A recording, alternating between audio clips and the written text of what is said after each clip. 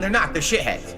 They sit here and they sneak this and they say underhanded things. They try to literally bring up either detractor memes or literal drama shit every day. They do it on purpose so that they can try to derail the shit that I'm doing on my streams, you know? And it just gets to the point where it's so frustrating. I just want to have fun, man. I really just want to fucking have fun. That's it. That's all I want to do is have fun with you guys. Fun. Way more fun. I just want to have fun. Way more fun. I just want to have no taxes, bills to pay, nice chill stream today. You're having a fun and interactive time with me and you're finding entertainment, positivity, and value in it, then the support should just come naturally, okay? I just want to have fun. Way more fun. I just want to have fun. Way more fun. Here's the bottom line, and I'm tired of it now. No more excuses, all right? Because the bottom line is people are like, Phil's not engaged in his commentary, and Phil's commentary is boring, and that's why people don't want to watch the playthroughs of the streams. Bullshit. I'm loving this game. I'm voice acting. I'm engaged. I'm commentating on everything that's going on actively. Bullshit. I call massive bullshit on any idiot who says that about either the Watch Dogs 2, which I've been playing recently and really liking, or Pokemon. It's bullshit. I call complete and utter bullshit on anyone who's saying that I'm not engaged and I sound like I'm bored. I'm not. So I've had enough excuses. It just seems to me like people are fucking lazy and don't want to come out to the streams. I don't even know what else to say, you know? I don't even know what else to say. Big ups, everybody. We are here. It is Sunday style, and it is time to go back to when men were men and creatures were snakes, and they were known as the King Snakes. Hello, Meerkat Mob. How you feeling? Hello, everybody. What's up? We're back for some more DMs. We're going to do something very fun today and go through the Steve Cambian interview and the stuff before that and after that. That was hilarious. So stick around and you're going to find out. Yeah, but let's get right to it, too, because we got a lot of ground to cover. If we don't want this to take literally another year, because there's still so much left. So let's get to it now. Recapping where we are now. Of course, you can watch the playlist if you want to catch up and all that shit. But we are here. And last week we went over kind of where the Grill Phil segments got a little bit more heated and more pointed. And DSP demanded an apology from Triple P. Okay? But Triple P, the only thing he could say was, if you were offended, remember it was kind of like that kind of apology. If you were offended by my words, I'm sorry, but he didn't take anything back, okay? And that is where we stand now, okay? Triple P, though, after that interview, did make sure DSP was doing okay, saying things such as, Phil, just want to say, I'm sincerely sorry about my comments I made that got cat that were nasty. I don't necessarily remember what I said, but I'm sure it wasn't nice. I appreciate doing the shows with me, okay? Then Triple P adds the AI timestamps, which that will be funny in a second, so remember that, please. Moving down, and then he says, I'm fine, I don't care. Triple P said it was good you pressed back with shit. The more jovial, then he kind of said it's good when you push back at me a little bit, okay, is the main thing here, all right? Now, we're going to go to when the first time Steve Cambian was mentioned here. So after they were just saying, they're trying to think of some ideas of what to do. DSP is trying to make it very wrestling based, but Triple P is kind of, again, trying to get more interesting things going. Triple P says, stay with me on this. How much money would you realistically need to do a polygraph test? It would need to be a good pay, and I think we can get it, and I have a realistic path for us to do it. Then he says, so Steve Cambian is a good friend of the casino, and he is, as I told you, an investigative journalist who works with PBS, and he's trained and owns a polygraph machine. My plan is the following this week on Smart Guys. We make it a goal for the following week that he will interview you if we hit the goal, and that'll be a hard-hitting interview. The next week we have him on, and we have the interview deliberately go too far, where you kick him off because you're pissed. Then what we do is set up a Gives and Go. These fundraisers are foolproof. There's He actually thought of the whole scam, including the scam fundraiser. These things are foolproof. I mean, Super Crazy would know. He scammed so many people. No, there is no way to get deplatformed with a goal of 100K to fly Steve and myself to Seattle to put you on a polygraph, and we allow questions to be asked for 500 to 1,000 a question. I bet we can smash that goal and give you the vast lion's share of the money. Remember that legally the test is inadmissible for both civil and criminal proceedings, so it's basically theater. So that's like the warning. Hey, DSP, even if you do show that you're lying about everything, it's fine. It doesn't even matter, so don't worry, okay? Next, but we need minimum 100K. Wow, 100K? We need 100K, I think, for it to be worth it. For you to do 78% for you is fair. But it's kind of a crazy it's not concept. happening. No, They're never 100K. getting that much money. But it's kind of a crazy concept, so not sure if you would be down for it. But Steve has multiple high-quality cameras. We can film it from multiple angles and edit it in a really cool way. Worski can help with it, too. We certainly don't have to do that if you want, but it's a scheme that came to me. How come DSP didn't bring this up in the gay stuff? It was just a bar thing. But flying people over to ask you questions, that's not gay, I guess. But the bar thing is gay. I mean, this is, I don't know. It's like not a terrible idea. I mean, it's like a lolcow live level idea. It's like Boogie's going to take the polygraph today. Yeah. He's going to admit that he lied about cancer. They that could would spin it like this, and it's going to be this big sensationalist thing. But again, DSP is not fun enough to do this. He's not adventurous enough. He's just too boring. No. This legitimately, obviously, all of us would be watching this shit very closely if it actually happened. It'd be interesting. Anytime you get a polygraph test, it's interesting. But here we go. Here comes the DSP to throw cold water on this idea. Okay, so I'm thinking it through, and I see a few big issues to work around. The biggest one is very simple. My detractors do not pay for anything that doesn't directly benefit a detractor. They send me dollar tips, sure, but there is no way they will send big bucks to anyone outside of their community. Even if it's a complete scam like Super Crazy. There he is. They'll send him thousands, but they won't pay us a few hundred to see push-ups, with which they've claimed they wanted for years. I mean, come on, man. It's push-ups. They didn't pay up on that one, by the way, Triple B. In the case of you or Steve, they will never believe that it's a legit attempt to expose me, especially because we are doing a weekly show together. They overanalyze absolutely everything. We need to prove that they will pay for something before we go nuts planning a huge event. This is so stupid. All right, so we're really planning behind the scenes. DSP is masterminding this. We need to prove that they will pay for something before we go nuts planning a huge event, in my opinion. And so far, they have let us down. My fans do not care about drama, so they wouldn't even factor in here. Like the evil villain plotting schemes. Okay. Then Triple P responds, I think we do the interview portion with Steve and we make him such a baby face for the detractors that they will pay him and trust he wants to expose you. I think all we do is see how it goes over and what the reaction is and then open up the fundraiser. If we get enough money, we plan to do it. If there's no money, then we don't do it and back to the drawing board. This is so weird. I have a feeling the broader internet might pay for it. Honestly, if nobody supports that idea, I think they're crazy. It's amazing content. But I understand your skepticism. It's valid because that community is useless as fuck. That's you guys. Dumb fucks. Okay. Next, now DSP again doesn't want it to happen, but he can't like just say it because he doesn't have the balls, so we have to, deny in softer ways.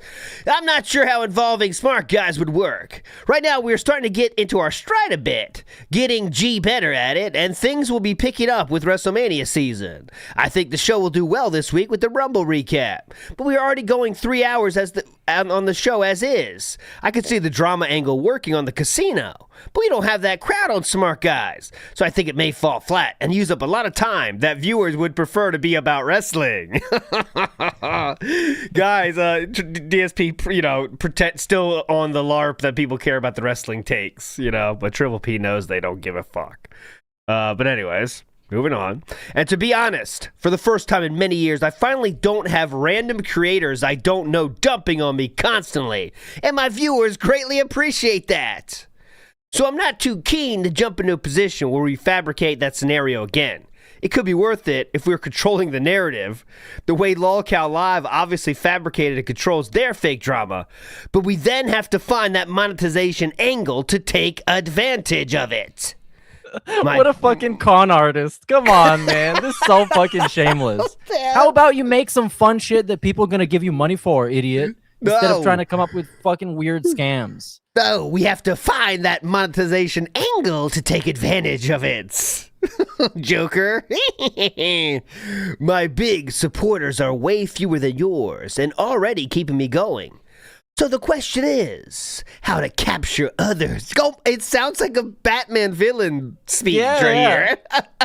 So the question is, how to capture others who would pay for this drama and ensure it's worth the trouble. That's really what they do. Okay, Phil, I understand. Let's keep pushing on and building momentum and chemistry before trying to build to big things too quick. I think that's the best course of action. I'm not totally against your idea or stuff like that. Like it, to be clear.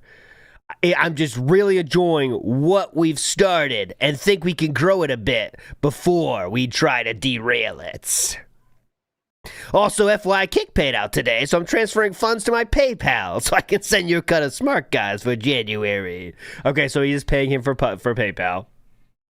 Triple B then says, it should be a really fun show today. I'll probably honestly be wrestling, blah, blah. Good Raw tonight. Well, FYI, Discord has gone down, blah, blah. They figured it out. Checking now. They pushed an update. Discord is fine.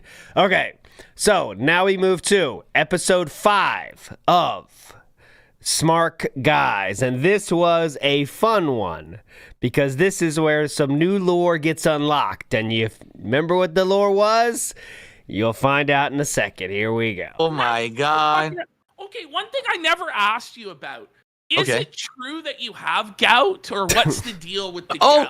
100% it is true, and I didn't know this. It runs in my family, but no one talks about it until someone actually says something, right? Yeah. So I do. I full-blown, if I eat too much red meat, if I eat too much shellfish, if I full-blown, brother. eat too many overly fatty foods, and then if I drink a lot on top of it, it exacerbates it. But what happens is these acid crystals build up in my joints. Usually it's my foot, and it's excruciating pain, monstrous. He's trying to take it so seriously when Triple P was trying to make a joke, making fun of him clearly, could talk about gout. And DSP's really giving the WebMD breakdown here. Obviously. Yeah, he missed it. I'm happy to talk about it, yeah. Swelling. And you can't walk on it because when you do, it's like someone is stabbing you in the foot. So repeatedly, it's some of the worst pain I've ever had in my life. So I had to change my whole lifestyle. You'll see today. Sorry, we don't need to hear him talk about all this. That's right, folks. Today we have the picks that you requested and paid for last week. We'll be looking inside of my refrigerator, and you're going to see one of the things I have to do is I adjusted my diet. There's little to no red meat. I have to drink tart cherry juice regularly to reduce this acid. It sucks, but that was just a preview. Now let's get to the thing. He did say this time it's time to open up that freezer and get a look. Oh my God. Okay, one thing I never asked you about. Is it true that you have gout? Oh, we already answered that one. This one. It's a little girl that's pressing you. Oh, yeah. Sorry, I want to show this as well. There's before that, they're showing a sign. Someone at a wrestling event had a sign, and then Triple P pushes about the 11-year-old girl thing in VR chat, which I forgot. There's no way that's real. That's fake. Would it matter if it was real or not? I don't know. It's real, bro. There's a little girl that's pressing you. Apparently, 11-year-old girls are detractors. Well, speaking of which, I saw this clip of you battling an 11-year-old girl. Mm-hmm. Did you know what I'm talking about? The only time I can think of is many years ago. I mean, how many times do you battle with an 11-year-old girl? You have to think about it, Phillip. Hear that? Well, hold on a second. The only one I can remember. And VR chat first had started and was like really, really popular. Yeah. It was my fans wanted me to try it just for the hell of it. So I jumped on VR chat and ran into probably the most biggest brat I've ever seen in my life. I couldn't believe she was like behaving that way and had no parental supervision. So I have it. I have the clip. I found it. Should we play it? We can DSP versus the 11-year-old, and then Phillip? we'll review the Royal Rumble. Actually, you want to know the truth? We shouldn't play it on the show because my detractors will then flag the show and get the show demonetized. They will. Yeah, because of, I wonder why that could happen, huh? Because of what you said to that 11-year-old girl, maybe? Yep, because they did it to that video. They did it to that video. They've done that. How dare he say that to the girl or whatever? And YouTube, you said you'd slap the shit out of her, to be honest, but okay. That bitch of a kid was the quote. Yes, A bitch. I would slap the shit out of her in real life. That's his exact words, by the way. But in truth, it's cleared up now. Like I talked to YouTube years later and said, "Can we just fucking forget about this?" And they did. Like they fixed it. But that's the problem with YouTube. What? What is that? Hey, YouTube, can we just forget about this? If you know what I'm saying, I don't want to cause you any more problems. If you know what I mean. Hey, forget about it. Yeah, what is that? Backstreet deals with YouTube. Listen, you make this go away, or you're gonna have bigger problems. If you do it problems. now, you'll get in trouble. But things you've done in the past, they're kind of like, all right, you get it passed. It's like old, right? But I don't want to get our new show demonetized. So. Okay, this is all bullshit. He just doesn't want to play the clip because he's embarrassed. Anyways, okay, let's get to the freezer time. This is what we're talking about. What do you want? Okay, what do we want to do first? Do we want to do the fridge or do we want to do the freezer first? What do we want to look at? Oh, thank you, Be Awesome One. DSP never uploaded that clip, so. Complete lying there too. Did he cut it out or what? Be Awesome One. Did he cut that edit part out of the video or just not upload that at all? Interesting. All right. Well, let's look at this freezer first. There we go. Freezer first. Okay, so freezer pick time. one. You have these on your end, better quality. Yes. So you can see them better. For everyone on stream, this is the best I can do and blow it up for stream here, okay? Okay, Phil, what are these shitty, like, containers? Are these, like, frozen microwave meals, like, in the bottom there? Oh, no. Don't call them shitty, because what you're seeing right there are gourmet frozen ramen. Not salty whatsoever. Gourmet. Ramen. These are low-fat, low-sodium, but full of flavor, actual vegetables, white meat chicken, delicious broth, and all you gotta do is add some water, toss them in the microwave. It's a delicious snacker meal. There's no way, because it looks like if we just remove those two frozen ramen, the rum cake could fit in. Yeah, this was the rum cake. I just decided to make the editorial choice to avoid the rum cake. Remember the rum cake goal, Meerkat? Yeah, that was it's very minor lore. So they said we need to get we need to hit the goal soon because I don't have space in my freezer for the rum cake. Remember that? Yes, we need to hit the goal or the cake is gonna go bad. And I think he might have even missed the goal. Or I don't know. That was a weird thing. Yeah, so the rum cake was there. Yeah, we have to hit the goal before the rum cake's gonna go bad. So that's why Triple P is saying you could have fit the rum cake here if you just took out some of this ramen, but DSP of course says no way I could do that. Of it, and that is 100% filling to the top of that side of the freezer right there. How about you take out and eat the ramen? Yeah. Well, I could, but I can't eat 6 at once. I will. That's the intention. Are you is to eat them kidding? slowly. Yeah. Okay, I got it. 6. It's like a frozen pizza. That's correct. That is a. Here we go. Okay. Then we have it looks like a frozen pizza. That's correct. In That is the top left. a frozen margarita pizza, also from my Costco trip that I told you about. It's pretty good. It actually came in a pack of 2, and we did eat one of those already. So this is the second one. We haven't gotten around to eating it yet, and it's pretty good. It's a little bit too much cheese, I think, for me, but it still tastes pretty good. So that's now been eaten. That's cleared that's out. what's left. There were 2 in there. That's the one that's left in there. Right, and then behind that, is that a Hungry Man? It appears to be a Hungry Man. Is that not the blue and yellow packaging of a Hungry Man frozen dinner? No, that is actually a different frozen pizza that we had previous that we hadn't eaten yet. So that's a different frozen pizza. So dumb, man. What the fuck were we doing back at these times? That's actually a different one, Triple P. Allow me to explain.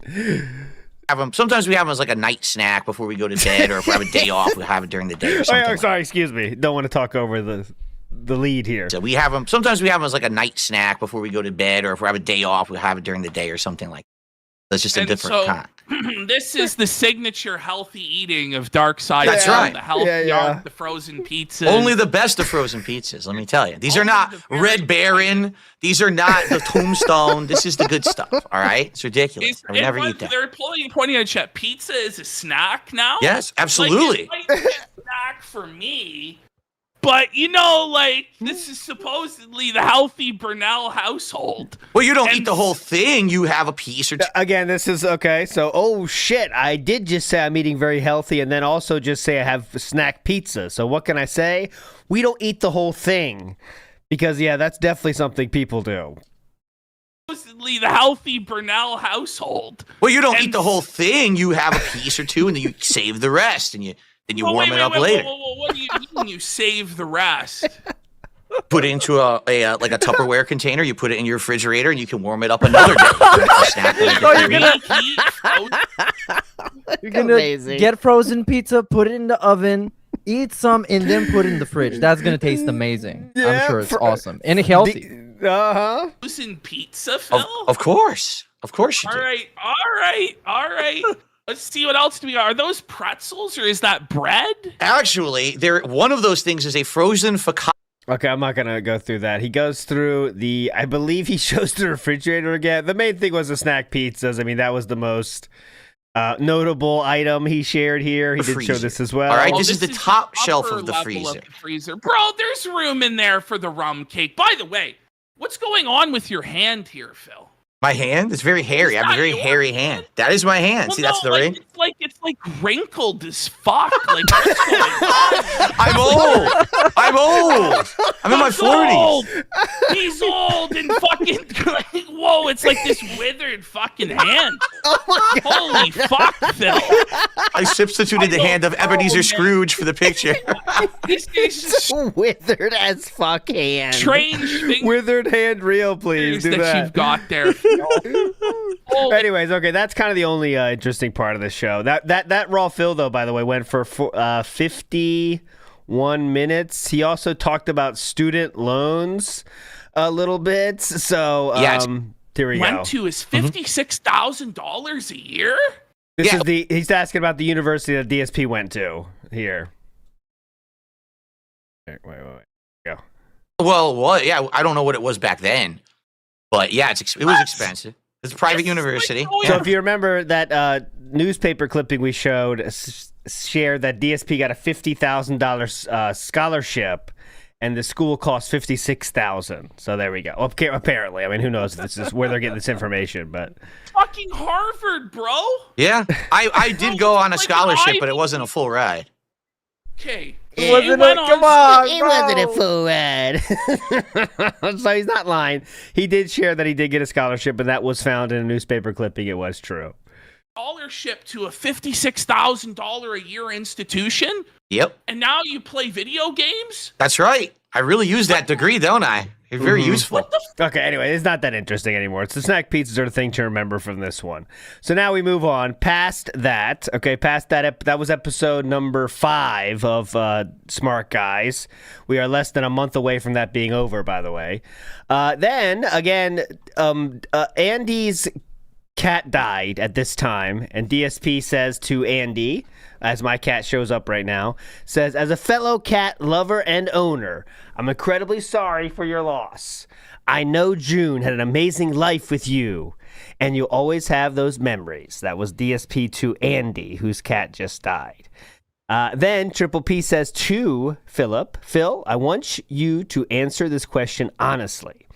If you could do anything on live stream and money wasn't a consideration, what would you be the happiest doing? What sort of show? Okay. DSP responds with, wow, that's honestly a question I never even think I've thought to answer because I've never really had that opportunity.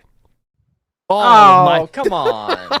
What? Come on. He's being honest. Like this, come on, man. This motherfucker, it has multiple paragraph-long messages about how passionate he is and how much he loves YouTube and his channel, and he's never thought about what his dream to do on YouTube is. Nope. His answer here, though, is all of my time on a stream has to be used wisely to make money most of the time.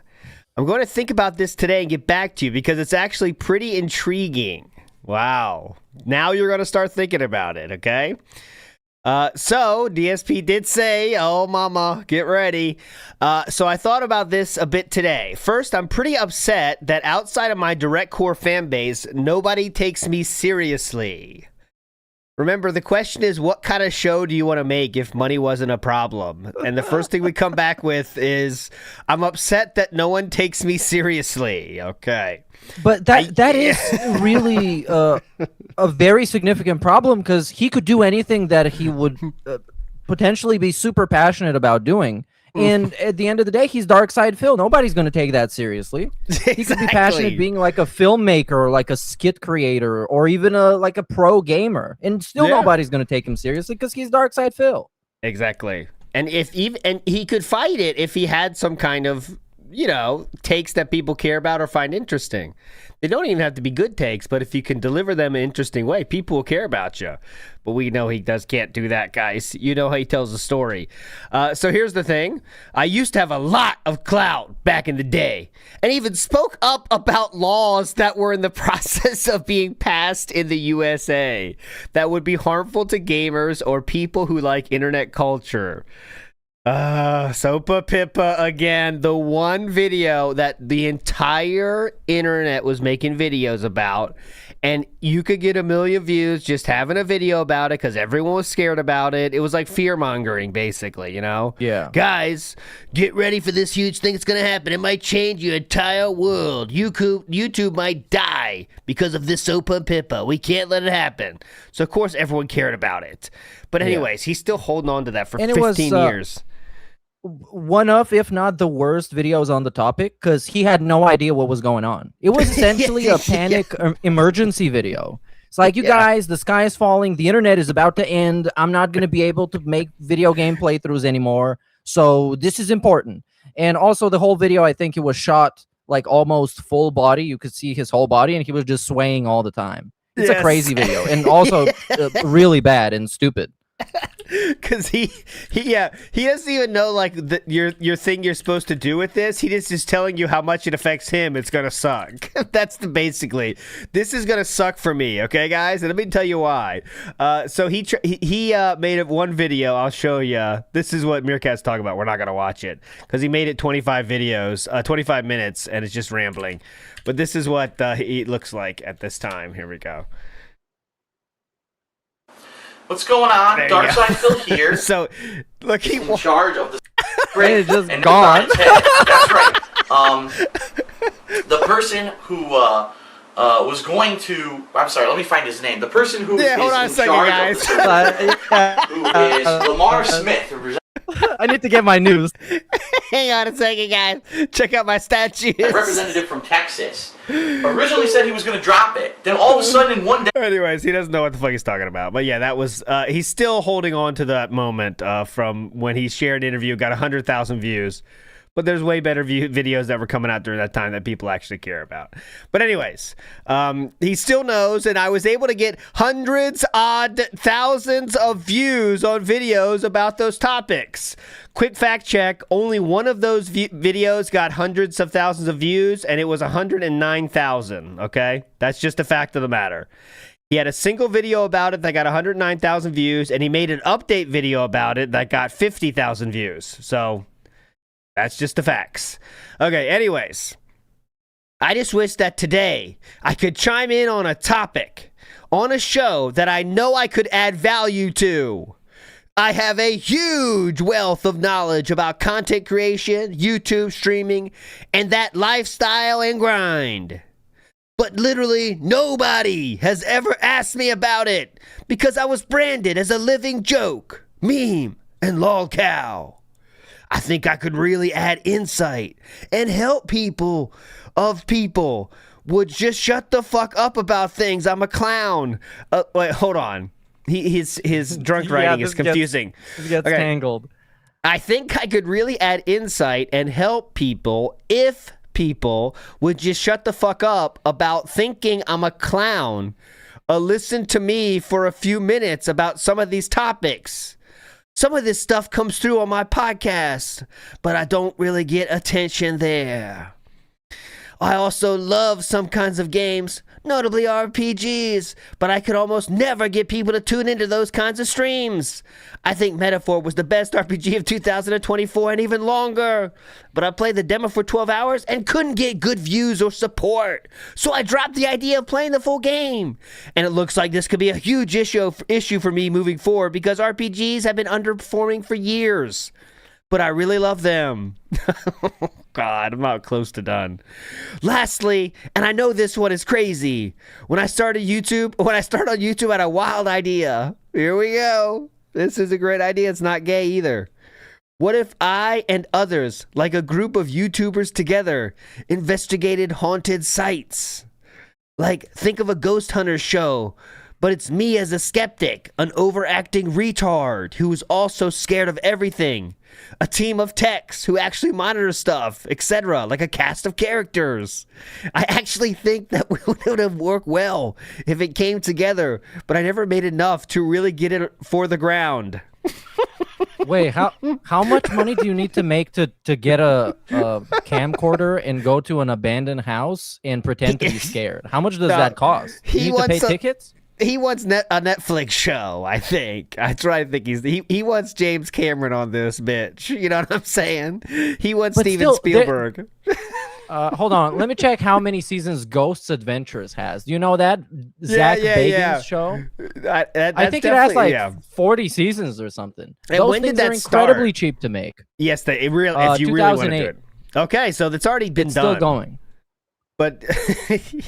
So this is his bright idea. It's a crazy idea. Okay, and then here we go. We're not even done the ideas. Here's another idea. My final idea was to actually rent a real professional office space to set up full studios, tech rooms, etc. It's a little Google. It's a dented Google. And have a group of creators share it with me. And we would not only make content, but film and stream all the behind-the-scenes stuff. But then groups actually did that, like the Creatures, and to some extent Game Grumps, and they had huge success, then fell apart. So I'm kind of happy that I never went that route. Why? Because they were massively popular and still... Oh, anyways. They made a lot more money than DSP. Something bad can happen, and they can break up. Yeah, they were way more successful than DSP, but okay, man. Yeah, it's great you didn't choose that route and went begging instead. I think it was Velvet Ravencroft says, Phillip raiding the Costco freezer wall once a week is solidly on brand. You can get a whole cooked pizza for $12 at Costco, by the way. Oh, don't tell me. I know that, Velvet. But yeah, DSP, you know he is just like a raccoon in that freezer area. Just opening up everything, putting it in. They love that frozen stuff at Costco. They love it. Okay, now Triple P responds as well. I just want to say before we finish this, because both of his ideas had something to do with having friends that are also popular like you and having fun. Yes. And he had that chance, but he didn't want to help his own friends become successful and popular. He just kind of wanted it for himself. He didn't boost them. He didn't really try to get them... more popular. Like John Rambo had a show, Schnozman, whatever the fuck that was. Yeah. Howard had a show, and he never tried to boost them. So he didn't really try to work for it. Yep. He never wanted to do anything outside of his comfort zone. That's just something he never, ever wants to do unless he's getting massive benefits for it. And he wouldn't want to put in the work that it takes to make a new show. He never has, never will. His new shows are smart guys, where what's the requirement? You watch wrestling, talk about wrestling, and that's the beginning and end of it. All these shows take work.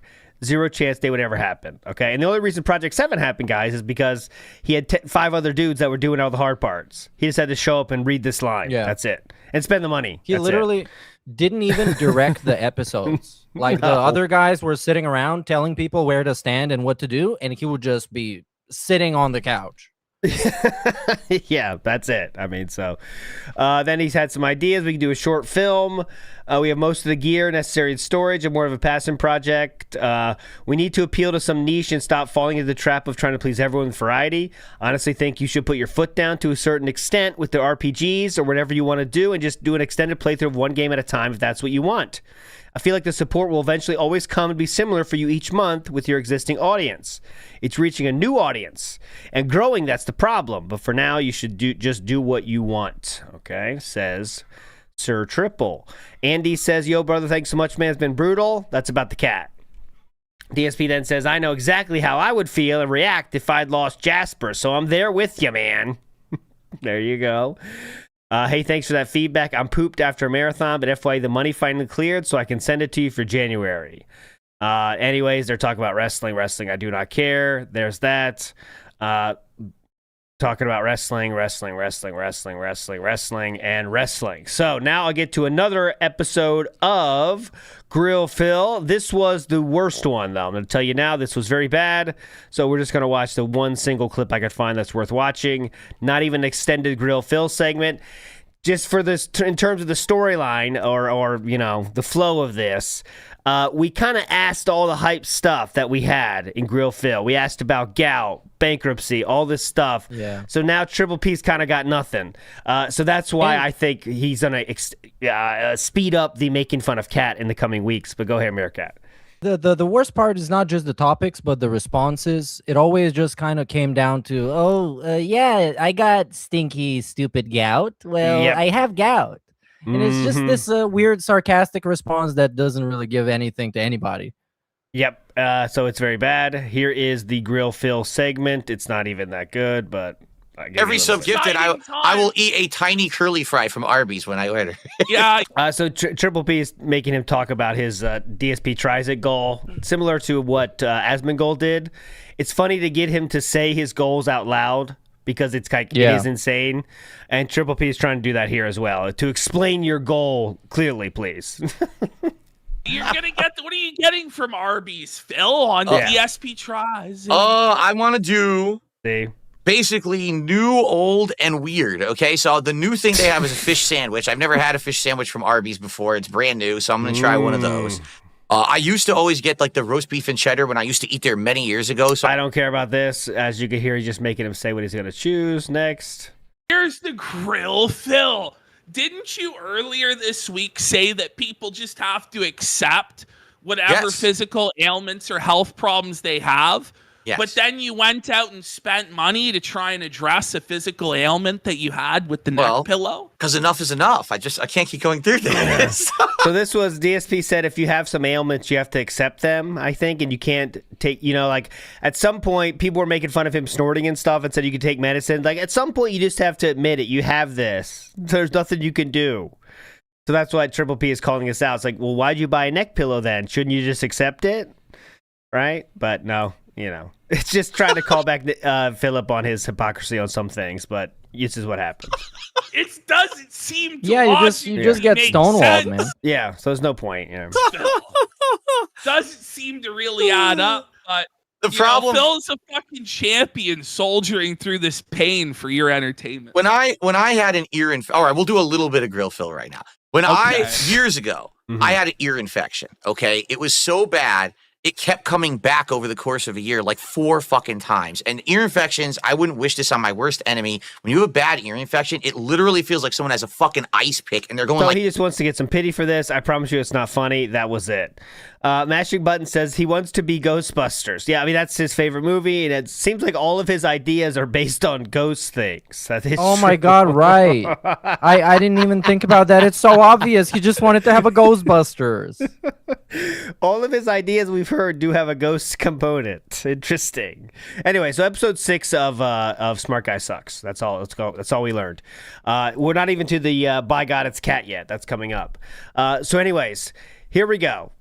Triple P then has an idea for some based on something they said during the show. It said you had the best show idea tonight. It's called Long Live the King or The King Outlived Them, something like that.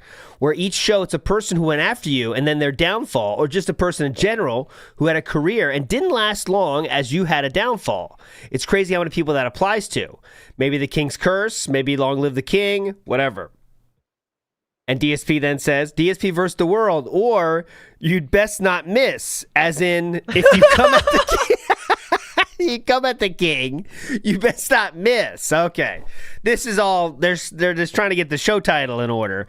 You best not miss is one of the ideas. There are so many big and small who have, go ahead, yeah. We're not ones to talk, but come on, you'd best not miss. You guys better tune in for You'd Best Not Miss the YBNM next week for a hot episode. As in, if you come at the king, you best not miss. LOL, just in case you didn't get it. There are so many big and small who have done it. RTU, Destiny, Pro Jared, Moist Critical, Studded Craig. Yeah, all these people no one knows anymore. To just name a few who you can roast, but there are literally 50 more. And DSP's name is now DSP Buries the Internet. Yeah. But okay, isn't it kind of like reflecting badly on him, because he didn't make this show when he had no support from a bigger channel, and he didn't make this show when he didn't have Kino Casino hyping him up. So it kind of makes him look like a bitch, because he's taking shots now years after. Like fucking Destiny. He's going to take shots at Destiny like 5 years after the Buyer's Market clip. Moist Critical. DSP's going to take shots. He's going to do a diss on Moist Critical, and that's going to be the whole show. Like, what the fuck are you thinking, dude? Reminder that the shots that Moist Critical took were just laughing at DSP's begging, and then DSP literally took that to heart so much he made multiple show segments about, listen, I know Moist Critical gets nothing out of this. He's not punching down. He gets nothing out of making fun of me. I'm going to take this to heart. Remember he tried not to beg for a minute or two? He agreed? Yeah. So the only thing Moist Critical did was not give him an interview. But yes, that's worthy of bringing him on this show, and you best not miss. Pro Jared had a single tweet about DSP, just for the record. Single tweet. That was it. DSP has talked about him for hours upon hours after Pro Jared had a single tweet about DSP. But yeah, and Studding Craig, obviously, you know the history there. Destiny, again, is someone that made fun of him for a total of 4 minutes, I'd say, and DSP has talked about him for hours upon hours upon hours. You know, he's very cool and he doesn't hold grudges, though. That's for sure. Okay, next up, we move on. DSP buries the internet, and then this is so again. I thought there'd be more talking, right, coming up between this, and this is one of those weird things where I don't know if DSP cuts stuff out. I doubt it because I don't think he has the capabilities. But the Steve Cambian interview happens between this and this. It's very weird to me. Like, they wouldn't talk about it any more than that. Don't you think, Meerkat? Yeah, maybe they talked about it in Discord. Maybe they had a group chat. I don't know. Because, like, there's no preparation talk. There's no things to get ready. The interview happens now. And it just seems like there definitely would be some more talking going on. But yeah, that's it. So let's get into it. The interview happens February 3rd. Yeah, go ahead, please. For that context, I believe when we had the episode with Steve Cambian, and it's called The Darkest Night. For people that haven't seen it, go check it out. Yeah. I think he gave us the context for that little gap when they arranged everything and they got it ready. Oh, what was the context then? I don't remember that. I don't remember. Well, probably nothing special, but I think he just told us about what was like talking to DSP initially and setting it up. Okay. So let's get to it then. It happened on February 13th right here. And we're going to start with, this, obviously, the whole show went 4 hours and 56 minutes. So let's go to DSP's brilliant plan joke, as always. And welcome one of the most controversial people on the internet, VII. Welcome. Oh, the camera's on? The camera's been on the whole time? Okay, hilarious. You don't need to see that. Yeah. Moving to Washington State wasn't a good idea. So I'm stuck in this financial situation. At the same time all that's happening, I very much overextended myself out here when I first moved out here. Like, I paid a ton of money to move across the country. I got I got railroaded for that freaking move. They ended charging me almost $10,000 You need just to move an across the country. 18-wheeler to go from coast to coast. It's going to be expensive. And then I furnished the house from top to bottom. And, I went from having money in the bank to spending all of it and then going into big credit card debt and stuff like that. And I'm thinking in my head, it doesn't matter. I'm a big YouTuber, right? This gravy Brilliant move as always. train's going to last. Boy, I'm an idiot, right? Like, what a moron. Because what happened was the bottom fell out and the internet kind of turned their opinions on. Yeah, by the way, Prince Rhoda says, how does a single person moving cost $10,000? When I moved from Japan to America, it didn't cost $10,000. So I don't know how that happened to him. I don't know how much shit he is carrying. I mean, we know he carried like every single piece of furniture and some shit he never even used again. But like, I don't know how you spend $10,000. Like, I don't know. I don't know. But anyways, he might have got swindled into paying for some travel insurance for the items in case something happens. You know, those moving companies, they have a bunch of terms. Yeah.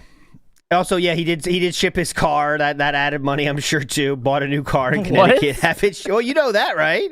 I mean, he bought the BMW. Well, you know the story real fast. He goes in to end his lease for his BMW before moving across the country, right? And then he walks out with a new lease for a new BMW that will get shipped to him in Washington when he gets there. You guys know that, right? That's confirmed lore, by the way. Yeah. But also this whole story, if I'm not mistaken, has been retconned before. Because he said that once he moved, there wasn't supposed to be any problems, but then he got copyright strikes or some other kind of ban or issue that just fucked everything up. About moving across the country? Yeah, just moving. Because in this clip, he says he moved and it cost him so much that he just went broke. Correct. He's very honest now about that, how he literally just said, I got a new house, I got to furnish the whole fucking thing, and that's the reason. But he used to say, well, that's when Be Awesome won, took him out of the algorithm, all that shit. Yeah, that part got cut out now, as usual. Next up, let's talk about DSP's debt, which he's very happy to talk about. Steve started very early with this is not going to be a chill, meaningful time. Like, we're going to ask you some questions here. Got all that revolving debt gone and that extra mortgage gone.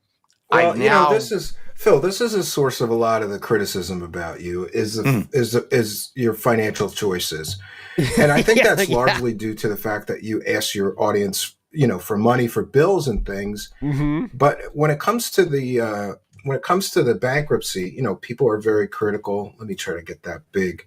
People are very critical. So you had a. And I'm going to be, listen, I had a job in corporate finance where I had to look at people's information like this all the time because I was a credit analyst. And so I kind of know probably what happened here, but you're people that are very critical of you, they say things like, I got a lot of messages like this, like he spent $131,000 in unsecured credit. Yes. Like, what did he buy? That's like a house almost. Mm-hmm. Do you know? Have you ever heard of WWE Champions, dumb fuck? You know what all this 131,000? Have you not seen Sharper Image, sir? 1,000 comprised of, or it all started when Have you not seen Black Cat, sir? The bust. I said when I moved out here, it was furnishing the house, buying all my new equipment, all of that. So you're talking, tens of thousands of dollars.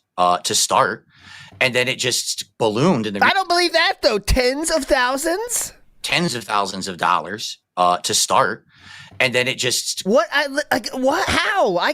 Tens of thousands? What? That really takes work. I think furnish a house costs tens of thousands. That's a lot of work, man. Tens of thousands. A couch is okay. Unless you get a nice one.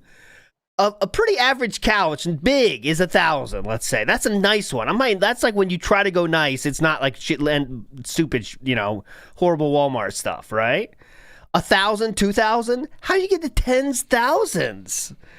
That's insane. I still think he's bullshitting. Yeah, I agree with you. Is wildly a crazy number, tens of thousands. And you can go and watch the vlogs. Yeah, you can go watch the vlogs and basically make like a spreadsheet of everything you got. It's not like tens of thousands, but it's still if you're gonna put it all on credit cards, it's still a lot. Yes. And we're talking 10 years ago now, too, guys. Yeah, I know you see him saying that now, but that's 10 years ago. Ballooned, and the reason it ballooned is because I didn't have the income anymore to pay for anything.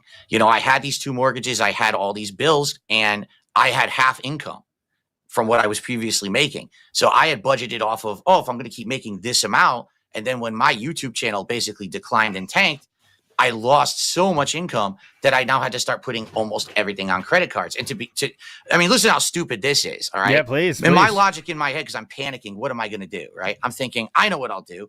I'll rack up this credit card that's 0% interest for a year. Right. I'll keep it on there for a year and make payments. But then what I'll do is at the end of the year, I'll transfer that card to another card that's 0% on balance transfers, right? And then that's something, you know, to be honest, that sometimes works. Like my wife and I have done that. Well, if we're very careful to transfer at the right time, and she does the math, is the fees to transfer it worth it? Right. You know, like, and you know, it's sometimes be. Did you screw up on that, Mr. Finance Major? I screwed up on so much. I did. Like, first of all, I was basically living on credit that I had gotten when I was a popular YouTuber and was making way more. So I had all these credit was based on a higher income that you had then lost. Yes, exactly. So here I am sitting with all this credit that I can use, and I'm like, oh, maybe my channel will come back. Maybe things will turn for the better. Maybe I'll be able to sell the condo in Connecticut eventually. Things will turn around, and I'm just kind of like, I hope. Well, you can't live on hope. You got to live on living on hope. Connecticut combo. We need to derail this here. He wasn't even trying to sell it. No. So this whole narrative of future planning and all this ambitious potential, this never happened. He just abandoned the fucking condo, which everyone criticized him for back then. And then only once he had to declare bankruptcy, he admitted they were right. Yep. Then he said they were right. Yeah. And the reason he didn't like get settled with a renter is because they couldn't call him at the right times because he had to stream. Yeah. So he said, fuck it. I'll just keep paying for that one until he stopped. But it's very telling. You hear that? Here I am sitting here with all this credit. Like, that's just that mindset's incredible. Here I am sitting here with all this credit. I got to spend it. I mean, it's just sitting there. You know what I mean? Like, sadly, a lot of people have that thought, but you shouldn't, guys. You shouldn't. Just because you have credit doesn't mean it's like ready to, you don't have to spend it, But anyways, let's get to, obviously he's talking about his finance for a while here. If you want to see the interview, we'll put the link in the description if you want to see this thing, but we're just going to try to show you some highlights from it. So good question here from Steve coming up. The goals today, we have some goals in place. Here's the rewards coming up. If we have a reward that's scheduled, we'll talk about that. During each podcast, I'll mention it several times for sure. Well, this is why I brought up the autism, because I don't know if you know this, but people with autism have like perceptual problems and social problems, and they don't recognize social cues. And like, that's what made me think that maybe you're on the spectrum, because a neurodivergent person or a person on the spectrum might not realize that they were asking that many times. And that this is what I'm saying. People with autism also have a problem with social norms. Mm-hmm. So like the social norm is ask for support once or twice a show. And I think most show hosts would agree with that. If you make 4 or 5, I don't know, but 88 times, 122 times, 56 times in one stream, it's a little bit extreme, and I think that's why your detractors go after you so much. Man. Nobody. When it happened, since it was a part of this huge saga that was super hype, it was just kind of in the bucket. Yeah. But looking back at it now, after all this time passed, and especially going through some of the moments from the interview to get some clips, dude, there is so many small things. Please go and watch this back. Mm-hmm. So many small things. Keep in mind the whole time, DSP knows that this guy is not going to get him any clout. He's not going to get him any support. So he's just sitting there sizzling. And it only gets worse. And he only is doing this, by the way, to keep the Kino thing going. This is the only reason he agreed to this in the first place, because, you saw Triple P kind of talk up Steve, right? He's a friend of the show. It's going to be great. We got all these plans, and that's why he did it. Yeah. But, we're now 41 minutes in. There's 4 hours left. He's already done. So this had to be rough, man. Seawook Dev says, that being said, makes me 3 birds. Tweet, maybe. Cluck, cluck, cluck. Ooh, I'm not sure. Big up, Seawick Dev. Velvet Ravencroft says, to spend $100K on credit responsibly, you either need to pay it off ASAP or have such strong assets that banks lend to you no matter what. Phil had neither. He was a walking risk magnet, even pre-bankruptcy. Yeah, well, he's maxed out his credit cards multiple times in his life by self-admission. And why he was making over $200,000 on YouTube at the beginning with no expenses, Connecticut, no kids, not even Leanna to pay for, right?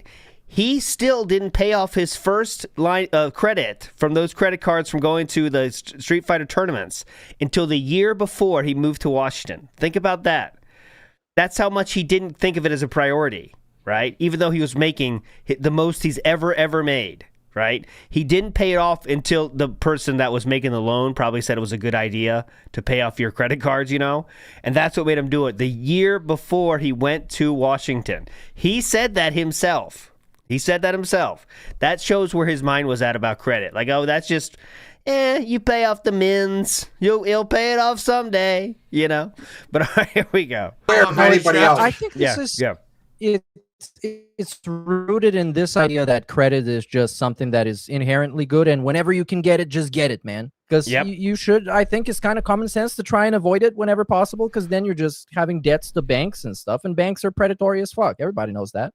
Yep. But that's just one of those things that snowballs, just like, you know, any addiction, right? You might just start with a single pull a week when you're playing WWE Champions, right? All right, I'll save up and do 1 pull a week. And then it becomes 2, and then 3, and then all of a sudden you're doing 10 a night, and it just feels normal. And that's how credit can happen too, man, you know? Like, you start playing credit, all right, well, balance is only 100. I could do that every month. Oh, then it's 5, then it's 1,000, and then it's a new normal. Yeah, it's meant to be like that. DSP gets stuck in that shit. Every single possibility, every single thing that can be, anything you could be addicted to. That's just how he goes, man. He just gets to the maximum amount. And this is what I did. What do you think? Yeah, go ahead. If he got the green light to do a sponsorship with Stake, but they made it an obligation that he has to play the game, do you think he's going to be willing to play gambling games, stuff like that? Do you think he's going to get hooked on them? We're pretending it's legal, like. Because it's not legal in his state, so he can't do it. So. Then I think he would not. I don't think he would get. I think if he didn't have the champions, he would has a higher chance of that. But because he still feels some kind of gaming aspect to that. I think gambling is something he inherently thinks is wrong. I agree. Right? Weirdly, I agree, which I think is kind of opposite to his personality. It goes against what you would expect from him. But I agree with you. I think he knows gambling is bad and you can get hooked. And also, it's too much risk involved, and I don't think he likes risk. Well, in his mind, he doesn't like that kind of risk, because like Champions is, let's be real, Champions is gambling too. It's just packaged differently, right? You know what I mean? It's like a slot machine. Let's be real, you know. But I went to Twitch and I just started watching some random gaming streamers, and I got links from people to watch, and I watched from the beginning to the end. And over on Twitch, at least, most of the gaming streamers, hey, thanks for the support, give some subs, here's our goal tonight. And a lot of them didn't even have goals, but they would read the gifts or the tips or the cheers or whatever. Mm-hmm. But they don't ask so many times. So I think that's why, because it's just too much. You don't think it's too much? Let me put it this way. Yeah, the people who have issue with how much I ask are the people who benefit the most by bringing it up.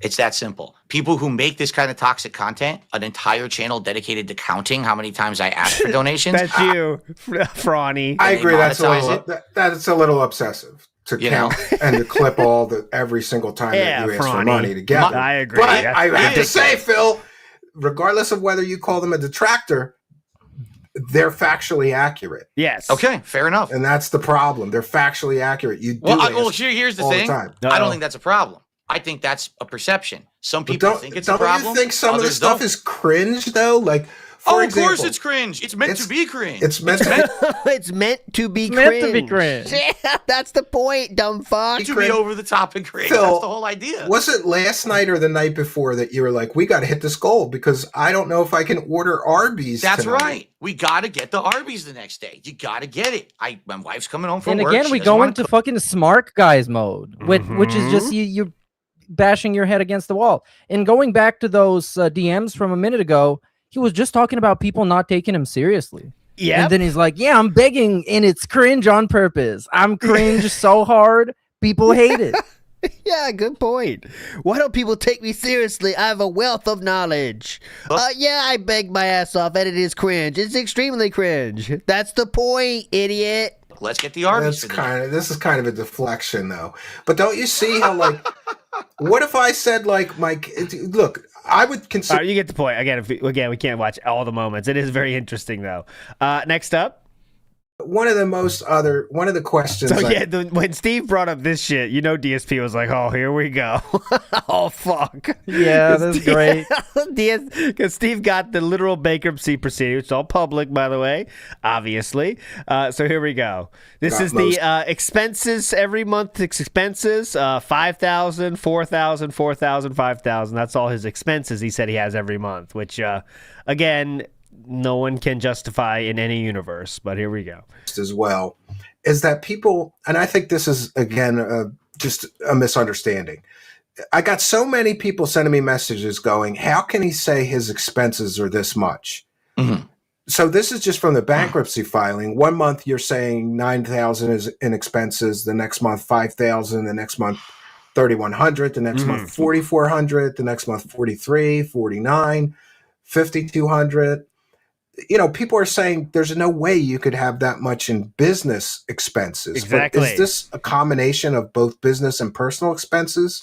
See, here's the thing. And this is why you have to understand, when people start to bring this up, anything that I say about this publicly at all, these people will take what I say, twist it, and then try to get me in trouble. All right. Okay. So I've been through this rodeo before. I don't mind you bringing this up. I'm going to tell you exactly from my perspective about what I think about this. Okay. So when I'm going through the bankruptcy, okay, I have to provide all the information that they want. And boy, did they ask for a lot. They asked for everything. I've been to bankruptcy hearings on the plaintiff side. So you know all about how detailed it can be. Let me, to give you perspective here, I was told both by my bankruptcy attorney and the judge involved, that was the weirdest, most complex bankruptcy they ever had to do because my detractors kept messaging the judge. Okay, like every 5 seconds, they were messaging the judge saying, "Well, did you know he has this? Did you know he made this? Did you?" So the judge is like, "What the hell is this? Like, I'm just trying to do the bankruptcy, and I got 1,000 people on the internet harassing me for this shit. I don't even know what this means." By harassing, they mean sharing facts about the case. That's harassing in this instance. Just listen to this. I know this is a little side. You'll get a laugh out of this, though. Yeah, go ahead. So when you do the bankruptcy, this has to be online. So this is public information. What you're seeing right here, you could find this online. One of the things that happened was that the initial filing didn't list my cat Jasper as a financial asset. Okay. Why? Because my bankruptcy attorney didn't do it. Okay. I don't think it's a financial asset, but go ahead. That's fine.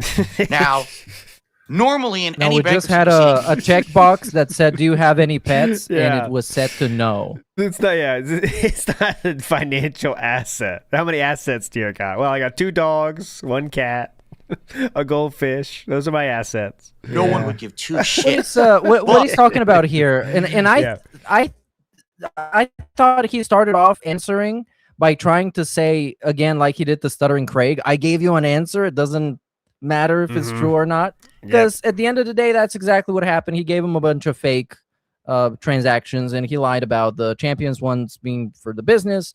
So yeah. And here he's trying to blame the fucking bankruptcy attorney because they also did a shit job, but they're not used to doing whatever the fuck DSP is doing, like internet influencer, YouTuber bankruptcies. Yep. And the only reason they got that far is because like somehow that person believed that those expenses were believable, right? Because anyone knows anything about that would say, hold on a second, 5,000 months of expenses for doing what? You buy new computers every fucking month, like this doesn't make any sense. But yeah. But DSP is now just adding on. Everybody's they've pointed this out. I think they've even made like templates of what they think a rough estimate monthly would be in terms of expenses. But of course, it's nowhere close. He would just buy a couple of games and that would be it. Every couple of months, like you said, he's going to buy some new console or whatever. Yep, but so now DSP is doing the classic thing of just adding all these other details, things that aren't really addressing the problem at hand. Adding in the cat thing where it says, do you have any pets? And DSP is not checked. It seems like if you want to have a truthful bankruptcy filing, you should say yes to that box because you actually do have a cat. But it keeps going like this. Next up, let's move on. Every single time that you ask for money together. But I have to say, Phil, regardless of whether you call them a detractor, they're factually bankruptcy lease. Some people, again. Phil, say that you have this like bloated sense of self-importance, like the money's just yours. You earn, you deserve it. I want you to react to this and tell me the truth. Okay. You don't think that this is a great one? You don't think that this is too much? If you like my content and if you can support the streams today, please do. In particular, I absolutely need help with tips today. If you tip me today and I hit the goals today, I'm in a good position for tomorrow. If I stream today and I hit none of the goals, I'm fucked. And essentially, I'll be going grocery shopping. I guess we're gonna eat a lunch meat sandwich, for our day off. I can't even have a meal out or nothing because, this is the situation. So DSP acting his head off after one of the most pathetic displays. Hilarious. It's very funny. Why does no one take me seriously? And it fucking sucks. All right, so look, this is great. To me great. That's funny. That's what? too That's much. But funny? don't you understand that some people? All right, so if your position is that you're doing this on purpose to make it cringy and you're laughing about it's a joke, but some people in your live chat really don't know that you're joking, and they might think that No. Phil, you basically say this is great. It's such a grift, but it's grifty. You basically say, like, if I don't get tips, I can't buy groceries, and I may be subjected to have to eat a lunch meat sandwich on my day off. I won't even be able to get takeout food. And who wants to do that on their day off? But you're putting that on the audience. You're putting it on the audience. First off, I'm trying to remember that specific situation because I don't actually remember what the heck that situation was. Who cares? If you're wondering why I'm saying tips, it's because tips I get immediately, so I can actually spend it on something right away. Like, for example, you're getting a ridiculous amount of super chats, but you don't get those right. Passive aggressive. Yeah, like you're getting a ridiculous amount of super chats right now. I can see clearly. Right away. Like, for example, you're getting a ridiculous amount of super chats, but you don't get those right now. You got to wait like a month and a half before you get it. No, I got to wait until the 21st, and I don't live paycheck to paycheck. And that's right. This is, and also, in your defense, we talked about this a little bit off air. My show doesn't pay any of my house bills. I have other sources of income, and other stuff there, and taking advantage. Why the stuff that he says? Let me share my screen again. Because you often say that people take things out of context. So I'll play it and then. Because that's exactly what you fucking are. A bunch of fucking empty-headed idiots who paid me money to get. Oh, I know exactly what that is then. So literally every single day. So anyways, you get the point. A lot of pressing Phillip on this kind of stuff. Next up. But what was that? I'm curious about the explanation about the last thing. Okay, hold on. He was very confident. I know exactly what that is. Hang on. It's right here. This was one of those he wanted to answer. It was very important. Oh, I know exactly what you're talking about there. Okay, hang on. That is right here. Or fuck it, if it's lost, just no, it's not lost. Just leave it. You believe. I have it right here. And take there we go. To share with you too much. This before I've just repeatedly quoted, but you often say that people take things out of. Thanks for the money, dummies. There we go. That's exactly what you fucking are. A bunch of fucking empty-headed idiots who paid me money to get absolutely nothing out of it. Go ahead. Thanks.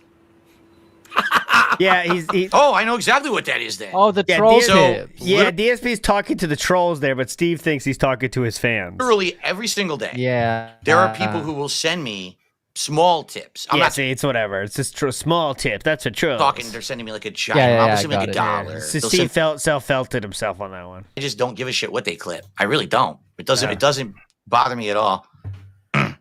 All right, and I got another one on the same sort of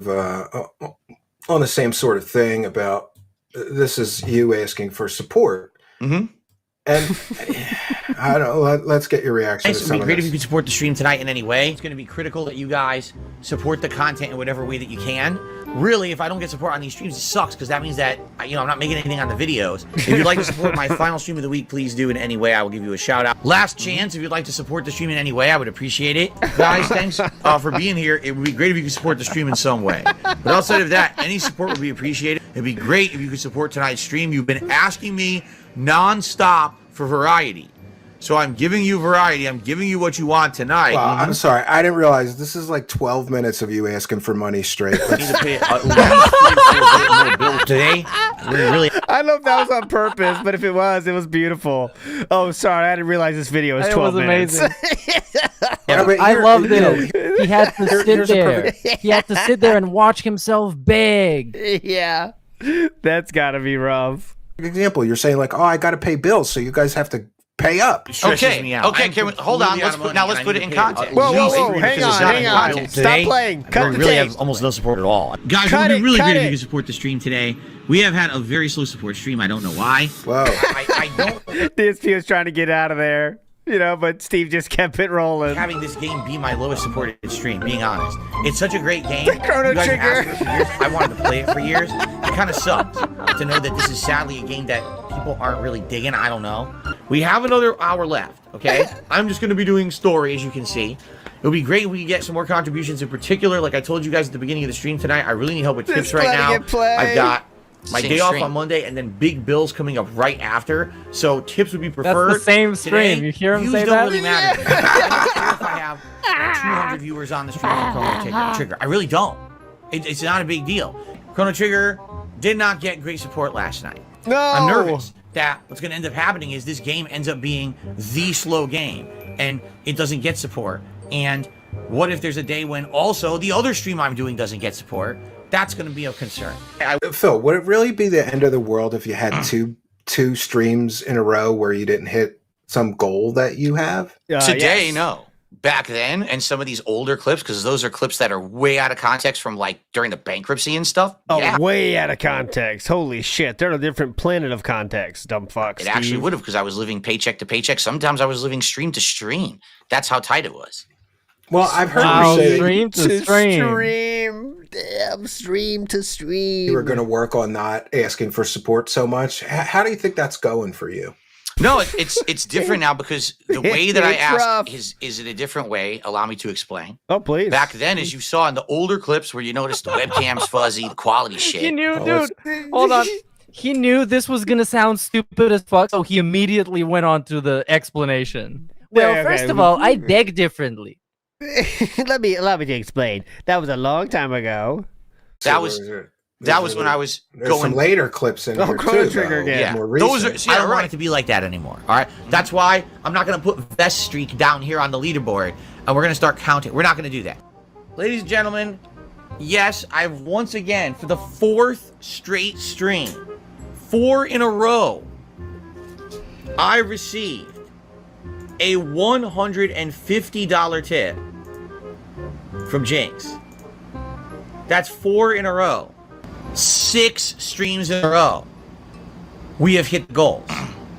All the goals. You see what I can see what your detractors mean though. Like you seem to like guilt people. Like, well, we got to hit the goal because we've hit it 6 times in a row.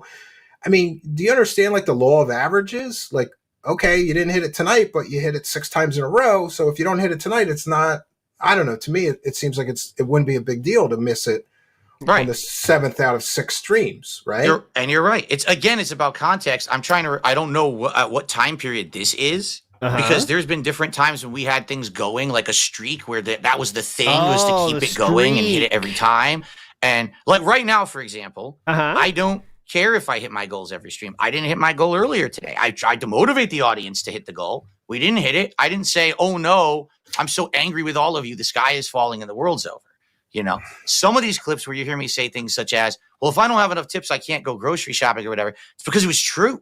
It's because that was years and years ago at a time when things were much, much worse for me. But Phil, you just said that you couldn't order Arby's like 2 days ago. Right, and that's different. That's a joke. That's because we were hamming it up. We want to hit the goal. We want to do it. Okay, if I go to Phil, with respect, if I go to Pig Go right now and I put in the keyword term groceries, It's funny you say that. All right, Phil, if I got a pig go right now, like just going right over the pig go part of it. Yeah, How let's long look ago- at the data here.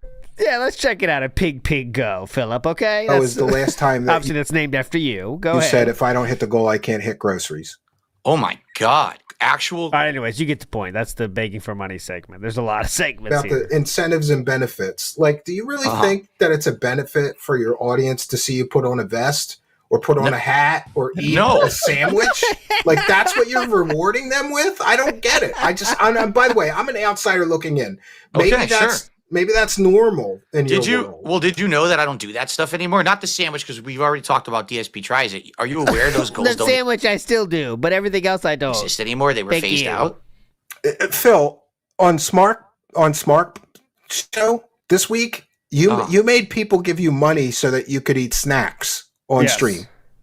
That's another one of those. No, I didn't make them. That's a reward for us hitting a support level. That has nothing to do with Oh, come on, you dick. You in corporate speak. That's a reward for hitting a support level, Steve. Clearly, that's not begging. That's different. It's actually them, that's a surprise mechanics. Excuse me, it's not gambling. It's the same thing. I can't believe it. I hate the corporate DSP, dude. That's an incentive. reward for us hitting a support level. Oh. That has nothing to do with made them do it, so that they didn't do it And I because really of that. like to think. Yes, please. I would love to think that whenever he does this kind of weird deflection, even the most average of average viewers just catch up to it and they're like, okay, he's doing something weird now. Like, why is he not answering the questions? Even without knowing who he is. I dare hope that this is true. Well, I mean, if you're not susceptible to pignosis, I think you know that right now. This guy's, I mean, he comes out looking so slimy, this whole thing, right? He can't answer any question straight. I mean, that's just DSP in a nutshell, right? No question get answered straight. It's like, okay, well, what I mean by that is, okay, well, clearly this is a long time ago. But some people still fall for it because, you know. Swaggy Davis Jr. in the house says, big ups, that being said, for meaningful fun throughout the years. For episode 200, you guys should finally let Sam out of the basement to see the outside world. Hey, we're up for it. 100% Swaggy. Indian Boy Peen says, Phil being zoomed for body tells Phil being zoomed in for body tells is a trip. Big ups, Indian Boy Peen. And Iwamoto says, PSA, a narcissist is impossible to catch. See this. He just he's very slippery. He's trying to make sure he doesn't answer any questions, so. But you understand, it's the same as asking for grocery money almost. Like, send me money and I'll eat a snack. All right, here's the deal. So, no, but here was my point. I understand your point. Let me respond. There is a distinct difference because what you'll notice. By the way, I don't know if you know we're tiny. I don't know if you know that. Who cares? But here, I'll fix it. There's a distinct difference between years ago when I was actually financially distraught, legitimately financially distraught. And now I just do it for fun? Okay, and I'm on my stream and I'm saying, please support the stream today. I literally need tips. I even said things like, don't send me super chats. Don't become a member. I need tips today because I need the money for tomorrow to do something with it, right? That's a lot different than anything I'm doing today, where today it's a positive reinforcement and an incentivification and a lot of joking and razz. I've actually kind of learned a lot from the casino since I've been on there and I've watched them, how they do it. I've picked up their methods. Positively incentivize their audience, right? Instead of saying it's a negative unless you support, you say, if you support me enough, I'll give you a positive. That's a different kind of reinforcement that I'm learning and I've instituted in my content.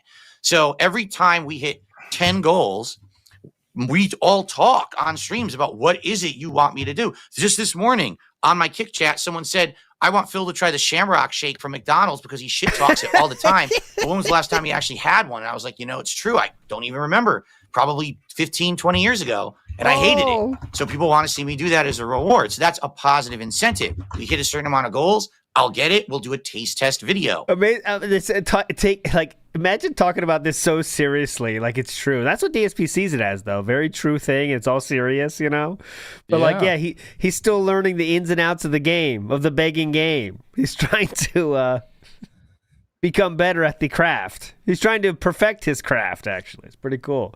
Okay, still only an hour into this 5-hour behemoth here. Let's move on. Will you commit for the next 6 months to not ask for money for your bills, your mortgage, your internet payment, your car payment? Will you commit for the next 6 months to not beg or ask, beg for money for your personal expenses? I have for the not next done 6 that. months? I have not done that for ages. I don't Like know, man. Since I've been on the casino, since now I do something positive, it's a positive reinforcement to get a reward. It's not me asking anymore for something to buy something. And by the way, I'm learning from you. So I didn't start a goal tonight. So I'm just setting the goal now. We want 50 super chats, any amount.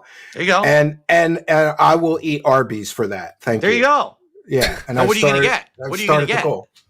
I don't know. I think I want to try the burgers because I saw what you did, and you're right. I drive by an Arby's on the way to my cabin. The only thing I've ever liked from Arby's is curly. I'll get a burger. I'll have to wait. Do you do like twice a week, or how much do you do DoorDash? I do. I usually DoorDash. If I'm not going out on my day off, I will DoorDash one meal that my wife and I share as like a dinner, so we don't have to cook because we literally cook every other day at home.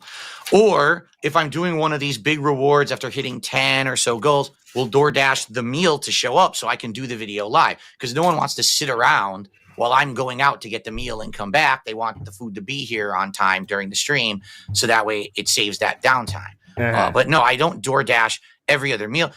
Listen, I have lost something like 40 pounds in the last 5-6 years. Don't you notice I'm hot now, Steve? How could I have done that if I was door dashing every day? It doesn't even make any sense. I mean, door dashing twice a week. I mean, I'm eating healthy meals that my wife is making nearly every day. And that's why I'm able to do that. That's fair. But are you going to commit to not asking for personal expenses for 6 months? Sure, because I don't do it now. Okay. Again, I don't ask for personal expenses. I'm going to hold you to that. I'll be checking Pig Go every week. You will. Now, here's what you got to do, though. Groceries, mortgage, day off. That's fine. You can't ask for money for your day off either. You can't ask for money for your day off because that's a little cringe, Phil. But back to one thing. I got a lot of messages from disgruntled users of yours who were banned. Okay. And many of them, let's get to. So he does show a hell of a list of band names here. Let's get to that real quick here. That's another criticism. I let my wife and I share. If I come back, they want right here. The vast majority of feltoning, that sounds like somebody that the vast majority. Here's the problem: is you can just make an account, jump in there, and start spamming, and then you get banned, and you're in there in 5 seconds with another account. I mean, you can talk to any moderator on my streams and they'll say it's a nightmare with the amount that these harassment antics go. They'll come in and you would think, oh, no normal person would do that. These people are not normal. These people go in there some days with 50 accounts. You ban one, next one. Some of them, like, I'll give you an example right now. You ready? Here we go. Yeah. Hang on, Steven. Okay. I'm looking right now. What I'm doing is I've gone to my main channel page. I'll let him play again. Here we go. What's this? Okay. I'm looking right now. What I'm doing is I've gone to my main channel page of my Kick account, and I'm trying to see. I can't see. I'm stupid. I can't see that far. I should open it up on my laptop. They make accounts that are insulting nonstop. And they'll just wait. I can see when they make a new account. By the way, just based yesterday's bans, there's some funny ones here. Banned by Wings Reel, humiliated by Jordy Reel, Talk to Me Wings 220. Those are all from last night, by the way. Good job, guys. And if it's by the way, the poll from yesterday. Two poll from yesterday. Oh, yeah, go ahead. Yeah, please. People thought. That's the final vote that Wings will not appear on the Level 1 podcast. I agree. I still think he will. Let's see what's going to happen. Oh, on that note, not to derail too much, but Wings did put a very, let's just say, thought-provoking tweet out there to the world. And he doesn't tweet that much. So it was his first tweet in a few days, and I'll just read it for you. Jordy says... anyone look around at life? This is yesterday. Anyone look around at life and think how is this sustainable? That was the very cryptic tweet that Jordy. Wow, that's so deep. How is it sustainable? Anyone look around at life now and think how is this sustainable? Is what he said. A lot of people in the chats are saying, good. Thank you for felting DSP. Don't let DSP in your DMs get you down, Jordy. At least your wife is alive and you got money in the bank. Wow.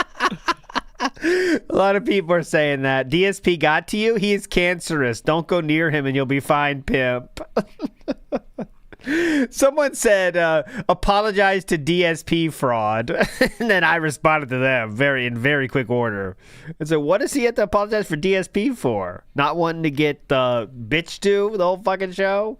But anyways, that's Wing's state of mind right now. It is pretty impolite. I agree. Of course, fucking DSP goes crazy, Karen mode, like customer support guy. But yeah. Wings was rude not to respond to his messages. It's common etiquette to respond to the messages. I agree, but if you do a podcast with, hey, that's fair. But if you say like, "Hey, dude, I don't really talk to people online that much," you kind of know what you're getting into as well, right? I mean, yeah, you don't gotta crash out on him for an hour. We talked about it yesterday. Like, this guy obviously is a fucking lolcow. He's an unreliable bum. So you should walk into it like when you message him, you should not expect him to message back. But yes. DSP is King Phil. He doesn't understand a peasant not answering to his king. 2 more band names, though, by the way. Stalking Wings at 3 a.m. was banned, and Drunk and Begging Wings 220. So there we go. Good job, guys. And, 220. Where did that number come from? Well, we're going to find out very shortly here. The name is the insult. They don't even have to say a word. The name itself is an insult towards myself. Like, it'll be like, Phil's fat wife 204. Bam. Phil. Great example, King. Great example, King. Couldn't come up with anything else. Towards myself, like it'll be like, Phil's fat wife 204. Ban.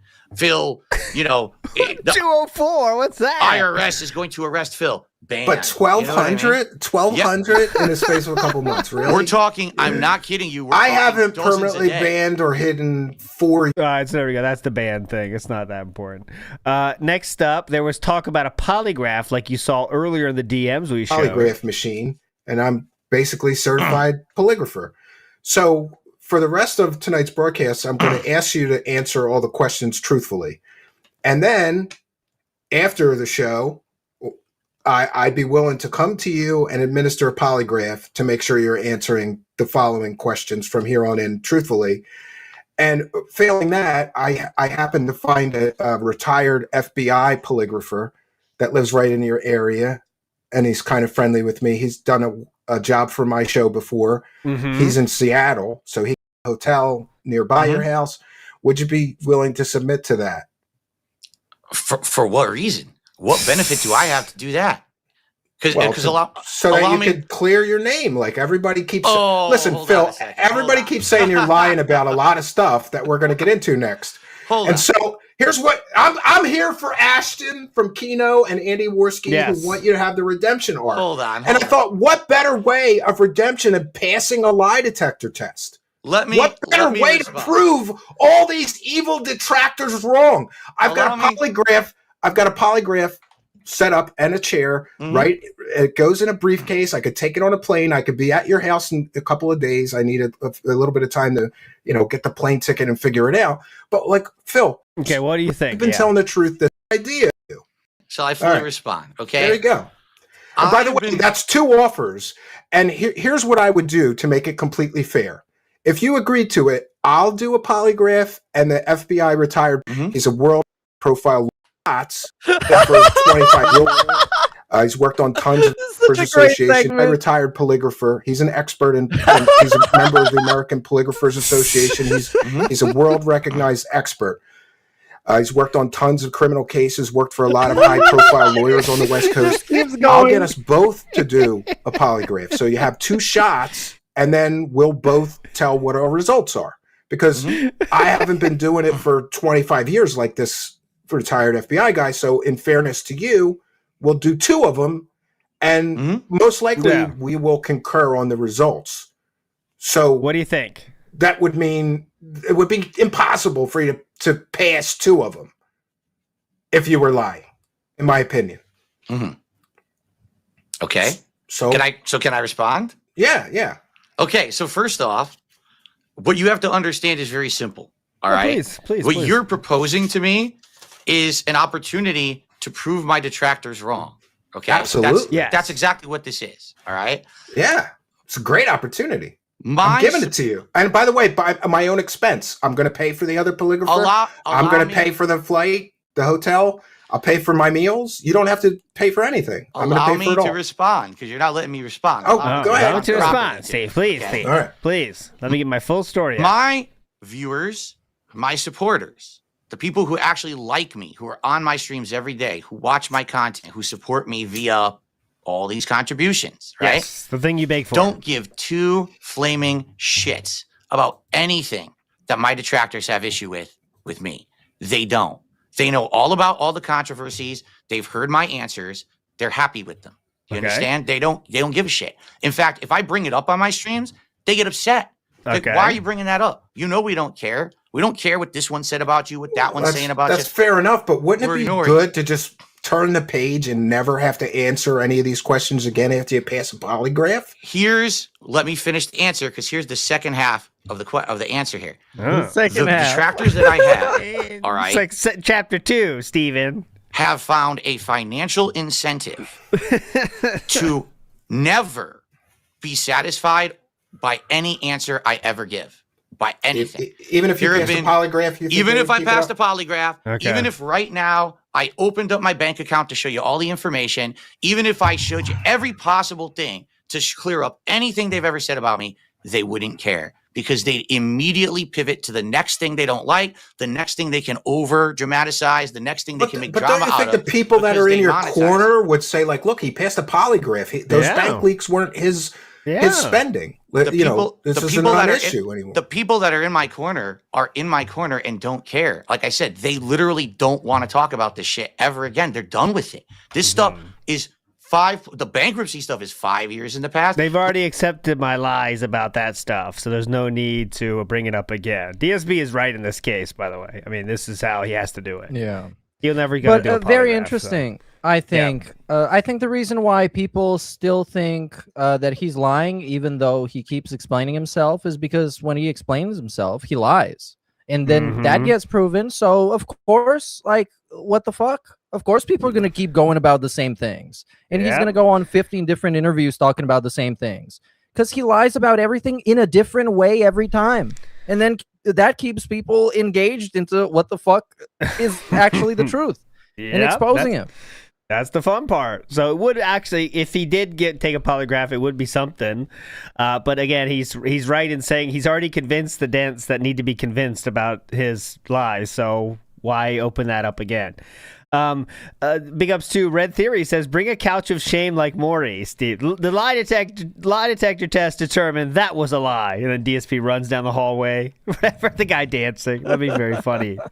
Big ups Cherry Peach Beer Float. Big ups Cherry Peach Beer Float. Next thing. Okay. And remember, I'm going to ask you to be honest with me. When it comes to the bank leaks, you said, this was on October 27th, just received a $1,500 bill for legal fees to clean up the identity theft I just went through in the USA. You get billed for being a victim of a federal crime. Needless to say, this is effed up, and I'm pretty upset to get the news on my day off of all days. So I wanted to ask you if you could let me talk to the attorney or show me the invoice privately. Talk to the attorney or show you the invoice. Here we go. Hold on. It's always good when they repeat the question back, right? Because that means they're trying to think of what to respond with. A very classic thing to do, a deceptive thing to do. Okay, hang on a minute. Now let me get this straight. Okay, attorney, what, huh? Privately. Talk to the attorney or show you the invoice for what? This particular thing I'm referencing in the tweet? Yeah, you basically said that you received a $1,500 bill for legal fees. That would have to come from a lawyer, right, Phil? So you'd have a receipt, or you could show me a bank statement that you paid a lawyer $1,500 over these bank leaks. Because based on what my investigation uncovered, Phil, I don't believe that you paid any lawyer. Would you like me to explain what this tweet as long as you're not going to What is this? Yeah, what? Yeah, explain how this is not what you meant to say when you wrote that in the tweet, sir. Would you like me to explain what this tweet actually means? That's what he just said. But you've already explained what it meant. You said that you don't have to. It's right there. Spend all this money to straighten this out. But that's not elaborating. That's a very quick tweet. Doesn't explain the situation. I can tell you right now what this means. That was just a quick tweet. Elaborating. That's a very quick tweet. Doesn't explain the situation. I can tell you right now what this means. Oh, please. Well, just give me the proof that you spent $1,500. It's a pretty simple thing to do. I would have to go back. Well, I have to explain to you what it is. Now you're talking in circles. Though, I'm not talking in circles. I want to tell you. You are talking in circles. You want me to explain it? Yeah, come on. Okay. Oh, but before you do, no, why are you cutting me off? Let me answer. Yeah. All right, try to answer quickly. We got a lot to get through. If you want me to answer the question, let me answer the question, or else Please, don't ask. give me time. Are you going to let me answer the questions? Explain the $1,500 legal bills that you can't show proof of. Go ahead. The legal bill is my tax people having to clean up the situation. Here's what happened. Okay. Because so you paid an accountant. I paid my tax attorney. Okay. Where that legal bill came from. That's what I asked to see the invoice. I see it's a legal bill. It's my tax attorney billed me for his time to clean this up because I was already on back payment. Can you show me the invoice? I could look for it. I don't know if I still have it. This is 4 years ago. I don't know if I have it.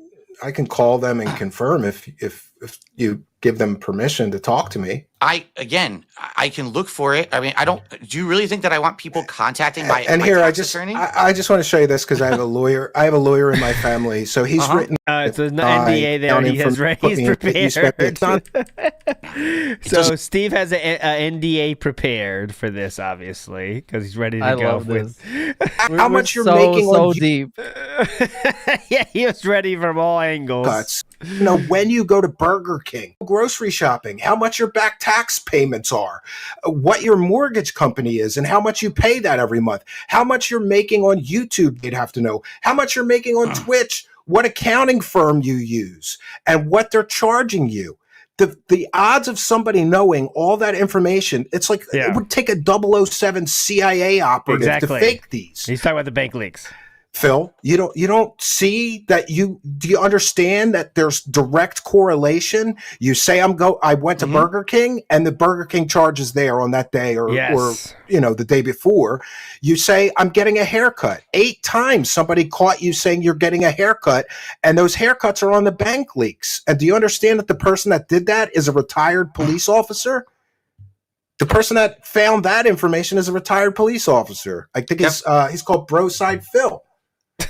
I don't know. They'd have to know. They'd have to know all of this information in order to fake them. It would take like a team of people. And here's the other thing. Okay.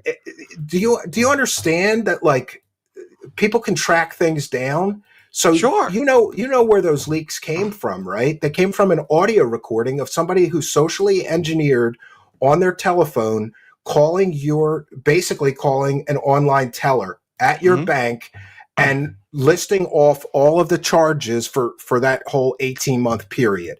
And here's what I found out in the course of my investigation. Let's just take a listen. On September 13th, a pre-authorized payment of $120.27 from Comcast. On September 13th, a pre-authorized payment of $112.28 from Apple iTunes. On September 3rd. All right, so it's enough to say that somebody sat on a telephone for 5 hours. Now, I went through the first 5 hours of it. It matches the bank leaks 100%. And I also contacted the bank.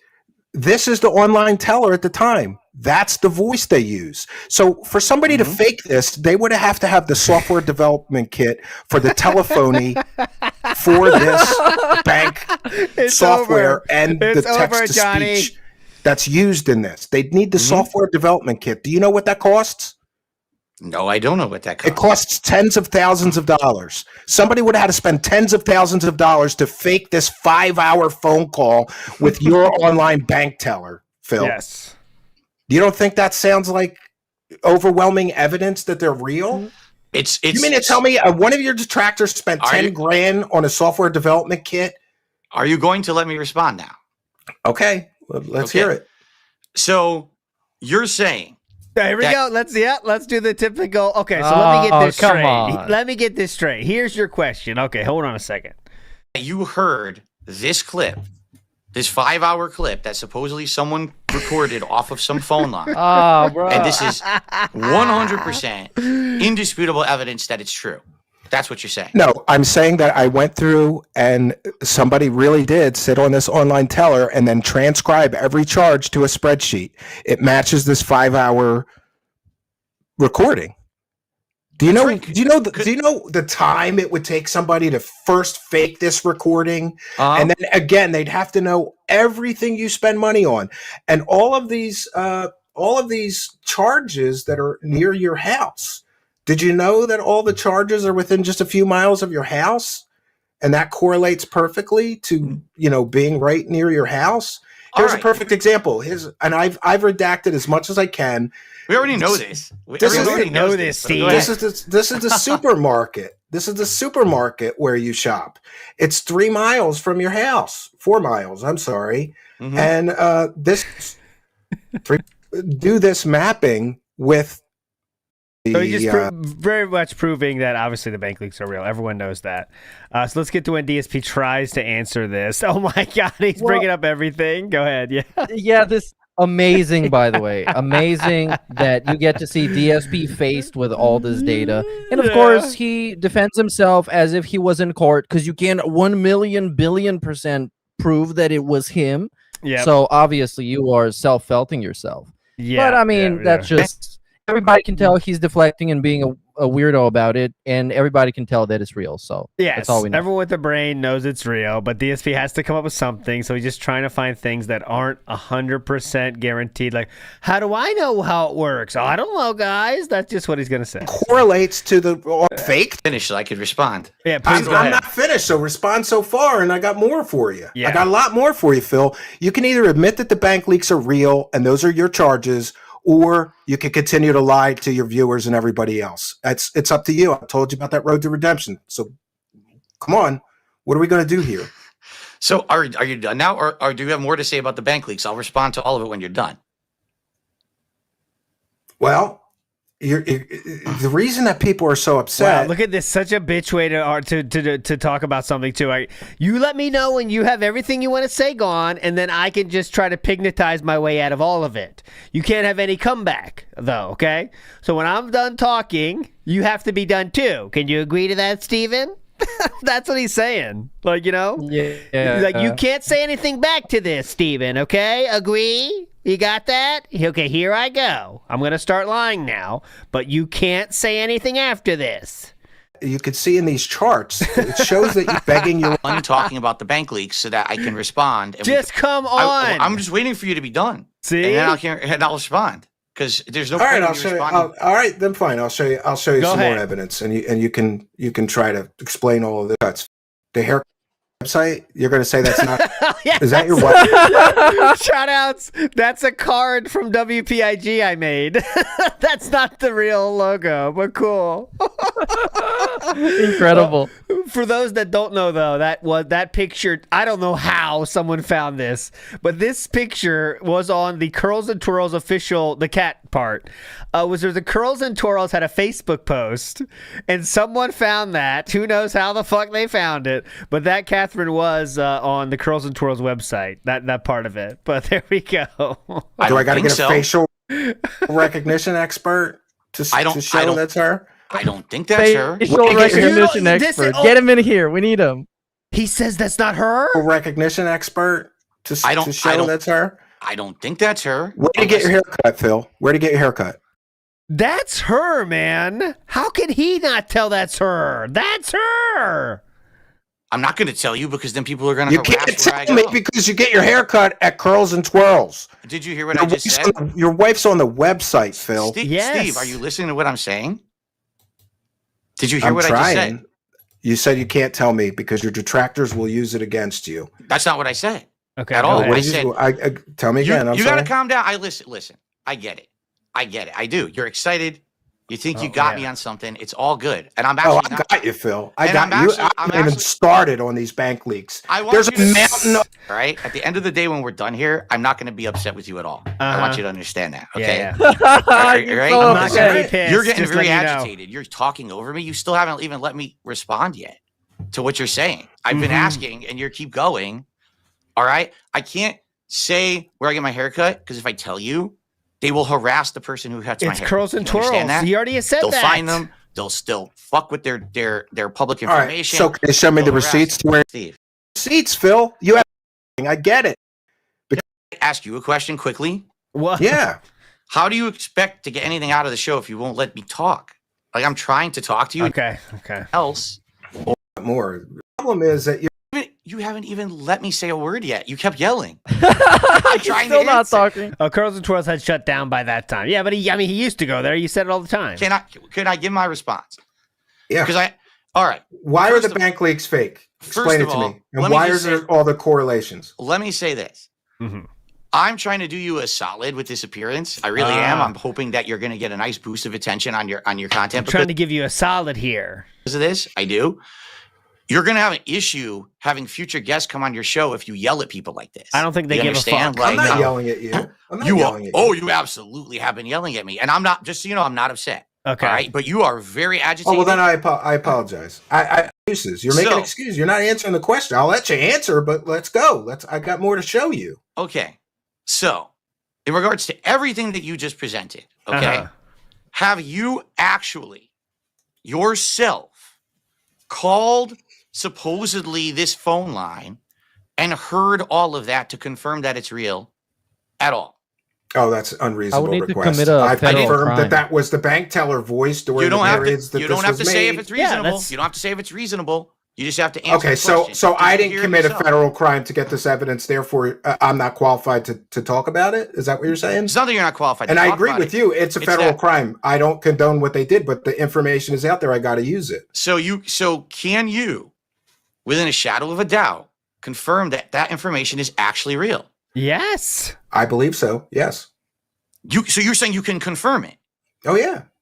Yeah. How? This is what you're going with? That you can't confirm the original evidence of 5 hours? Someone faked a 5-hour recording with a robot lady? That's what DSP's trying to make you to believe now with this? Also, something that commonly gets omitted is that in his original post, the person explained pretty much exactly how he did it. Yes. Which is a common social engineering and scamming tactic. Like he just straight up explained it. A lot of those bank things that just get, because you can't do anything with it, but you can just hear your activity. So you don't have to even have all your social security number or anything. They just use your verifications of certain things. You know, I don't know exactly what it is, and every bank's different, I'm sure, but you don't have to know everything to be able to get your balances read to you, and that's what the person did. Iwamoto says, do you think he digitizes his bills, etc.? He writes them on paper. He's got the bills, remember? I write it on this paper. Scrappy CC says he did this on Alphism Radio too, different ways, but I know what you're saying. Yeah, because of the correlations between things you mentioned on your show. No. And That's not what I'm asking. Charges. That's and not the what I'm charges. asking. That's not what I've asked at all.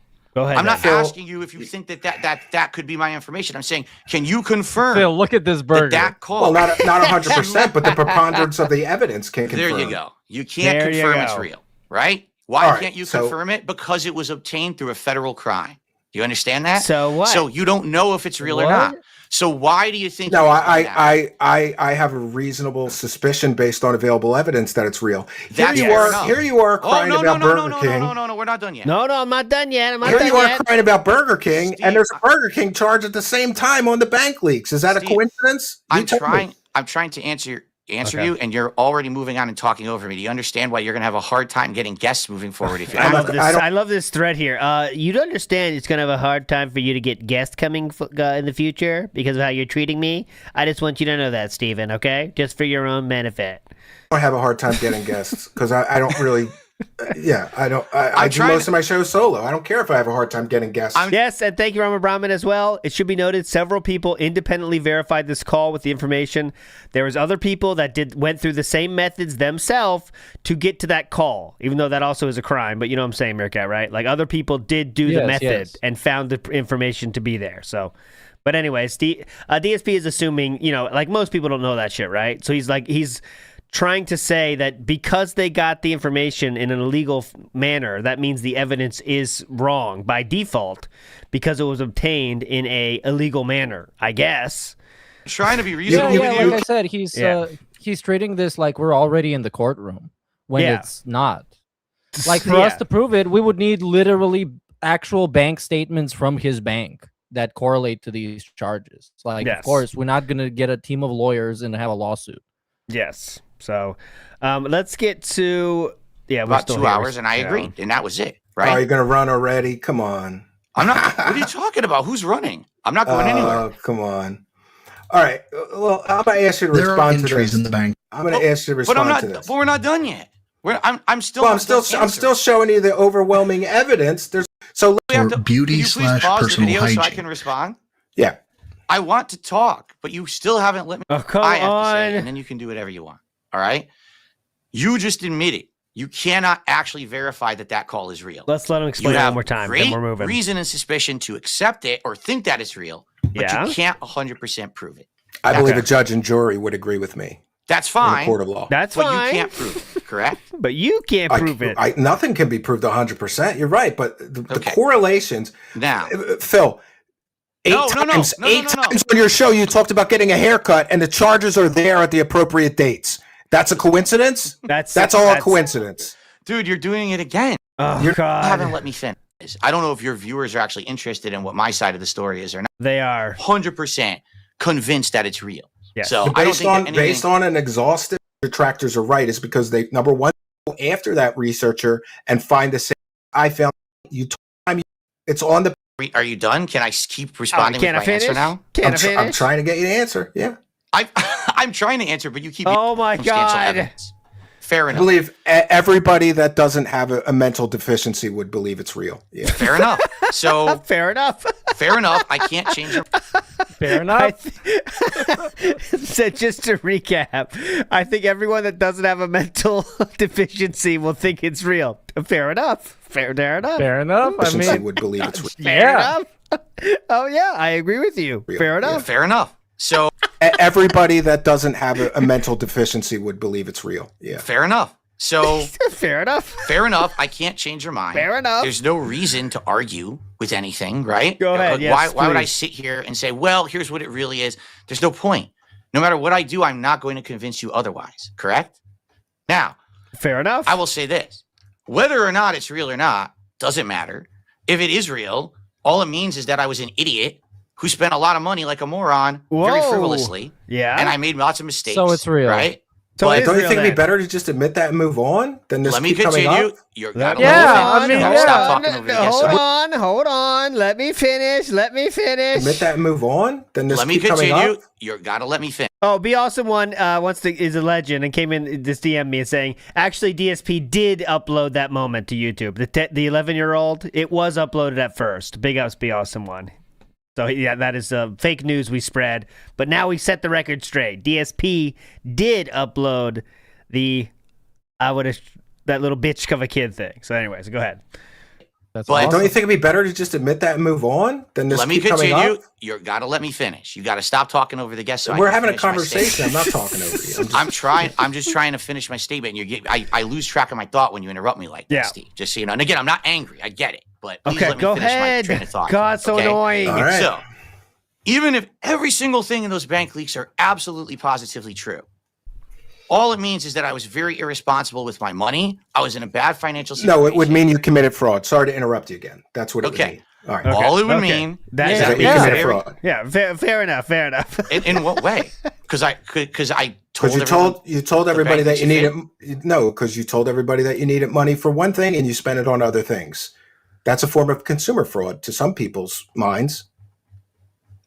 Wait, what? So let me get this straight. Yeah. You think that if someone is on a stream and says contribute to my stream because I need money to pay my mortgage, and then they actually spend $40,000 on a mobile game. Yeah. Okay, but that's not what happened. Even if the bank leaks are real, that's not what happened at all, right?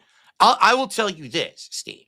Anytime that But that's literally what happened. Said, hey, Hold on. Yeah, that is. Yeah. Looking at the huge pie chart, a breakdown of the expenses. Champions is amazingly huge. It's insanely big. And this is why, and he was begging on the premise of if he doesn't get enough money, he will lose his house. Save the House happened while he was playing WWE Champions. So, I mean, that's really the fact of the matter right there. Need help with something. It actually was truthful. Okay.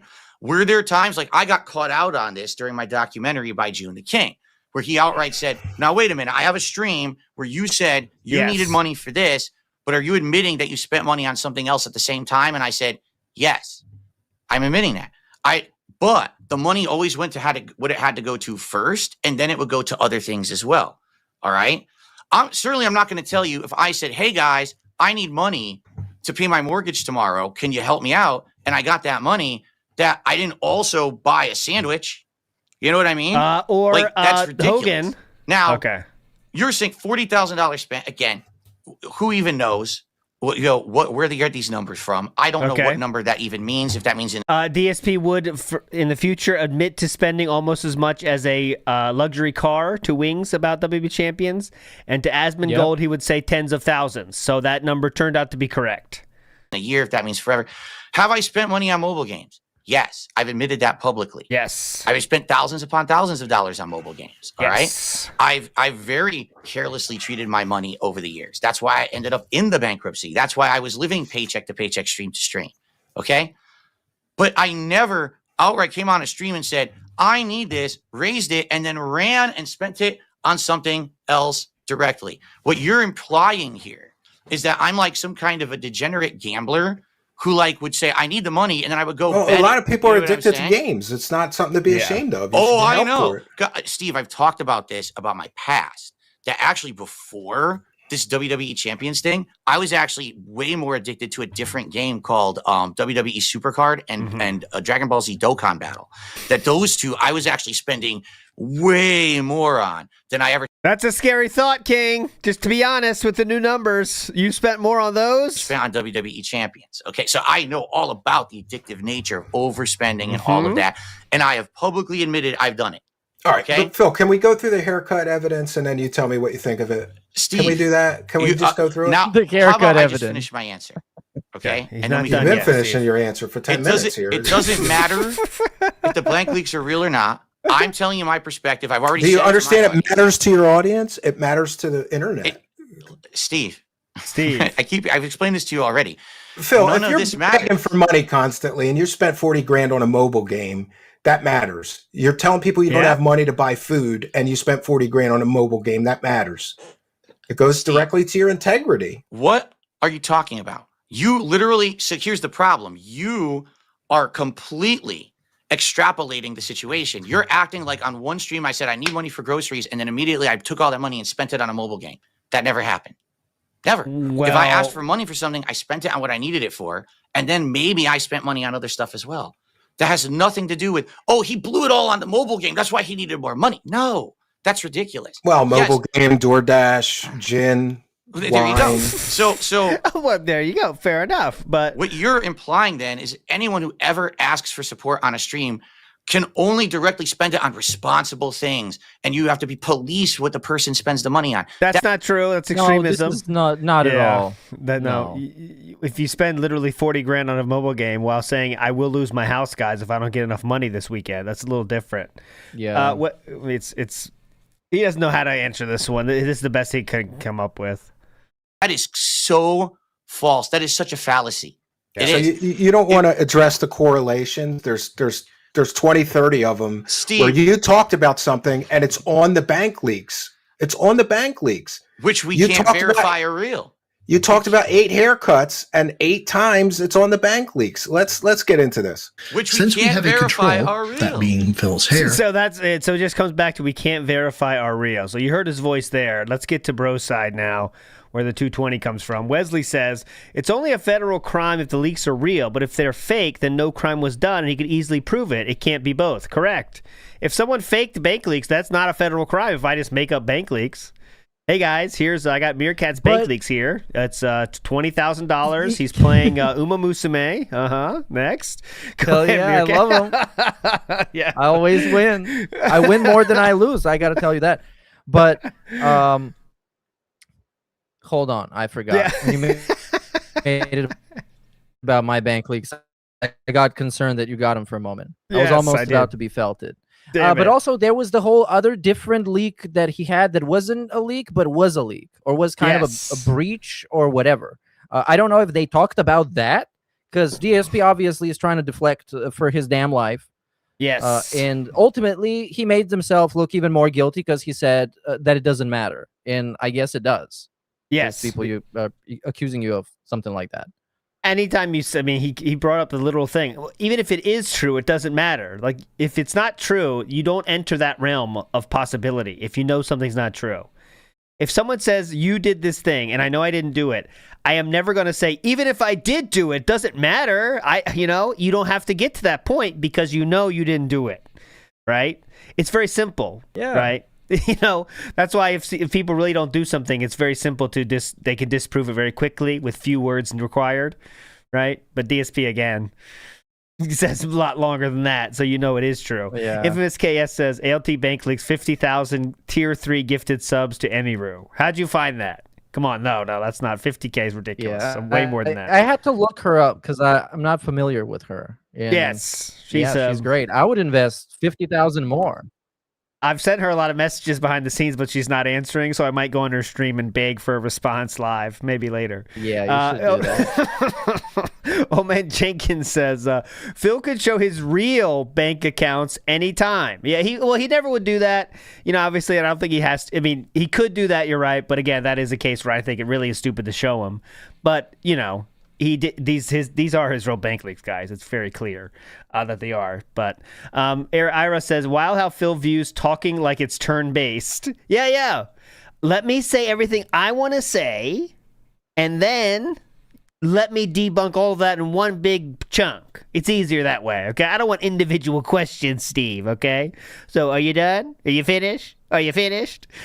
That's what he does. Steve definitely didn't help himself, though. He didn't do himself any favors because he was asking too many questions too fast, and that overwhelms Phil. And then we go off on a derailment, and it's over. Yes, but he kept adding too much, so then DSP kind of felt like, well, I can't answer all these questions. I'll wait till he's done and give my stock answer. You know what I mean? And then my stock answer is, you can't prove they're real in any way, so fuck off. That's what he kind of went with.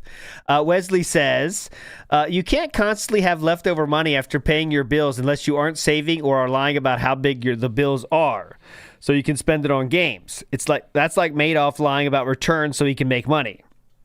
And that is true too. DSP said first all his money went for the important stuff and then it went to the other stuff. But if that was the case, wouldn't at some point you realize that I don't have to? Well, why stop the beg, though, if you always get the money, right, guys? So whenever you get all the money, spend it all, and then beg, and you get more. That's what he was living like, Pigsy scheme, yes. But it was like, why? Yeah, that's like gambling for him. Yeah. Of course, spend all of it. It's gambling. You're going to get more the next day, so why not spend it all, right? That's how maximum dopamine get hits. More. Yeah. You might get more. You might not get anything at all. It's a mystery box. So that's what makes it fun. And you only have to gamble away your dignity, I guess. And it doesn't cost much for him. So every time he begs, we roll the dice. We might have a only iced coffee, or we might have a lunch meat sandwich. You never know. Yeah, so Steve's interview obviously is an amazing one. Obviously, looking back, it's easier to Monday morning quarterback this thing, right? And who knows how it would feel like in that situation, so I'm not saying anything negative here. But if Steve would literally just ask a question, just let it hang, right? Like, let it hang and say, all right, Phillip, you got to talk your way out of this one now. Go ahead, right? But DSP, he makes it very hard to do that, too, because DSP will then try to answer a different thing. That's not the direct thing he just got asked, so then Steve would try to add more information to get him back. But then DSP would go back to his thing of, are you finished? Because then I want to go back to the thing I was going to start with. And it's very tough. That's why DSP's a hard fucking dude to interview, because he's just going to answer questions in the way he wants to, even if it's not even directly answering the question you asked. So I can see why it's a tough dance to dance there. Tough line to walk there when you're interviewing him, you know. Dissension says, Q June the King voiceover, it goes to your integrity. These words Phil would weaponize when attacking Craig from side-scrollers before rage quitting. Yeah, the integrity thing, yeah. You really think you're going to have a guest on your show after this, Steven? You know, but...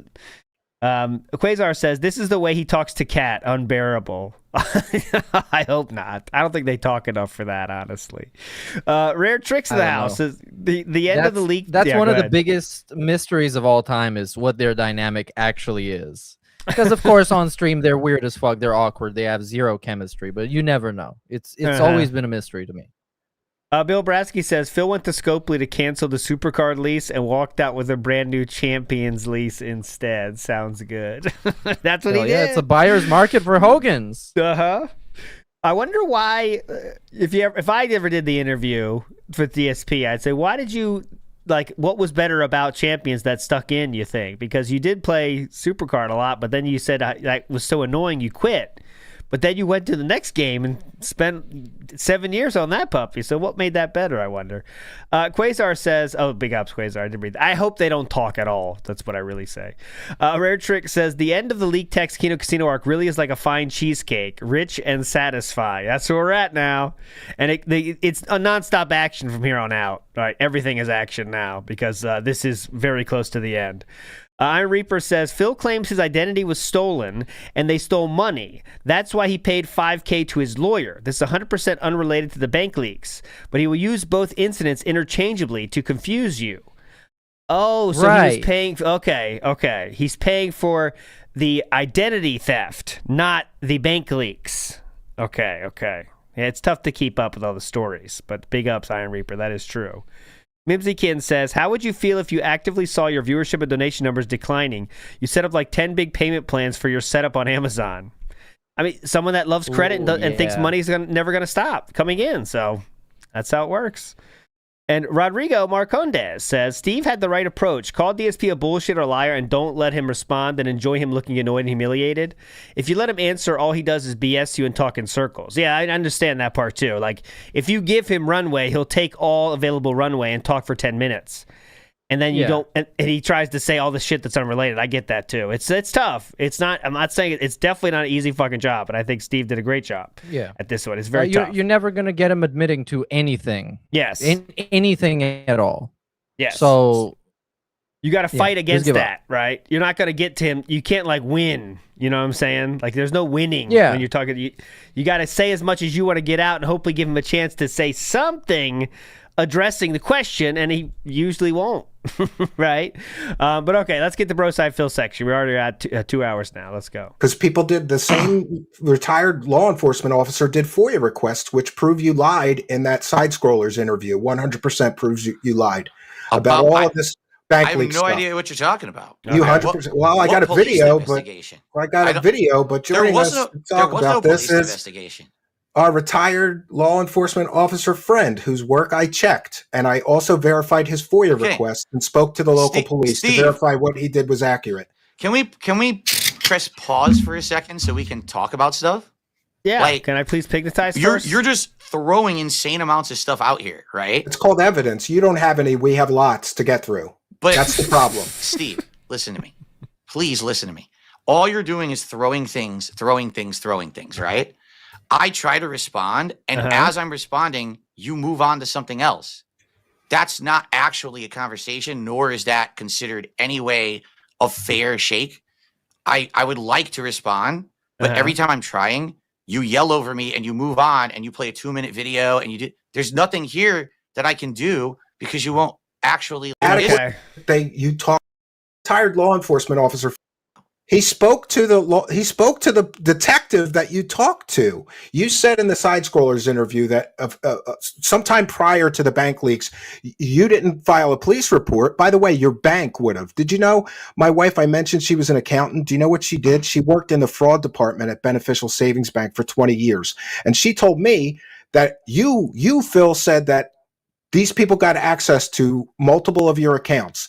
The bank itself is required by federal law and banking regulations to file a police report. Our retired law enforcement officer friend filed the FOIAs. The bank didn't file any fraud reports. They're required by law to do so. So if you talk to the bank, if you talk to the bank and said somebody got access to my account illegally, they would have filed the appropriate police reports, talked to the detectives, and followed up on that. They didn't.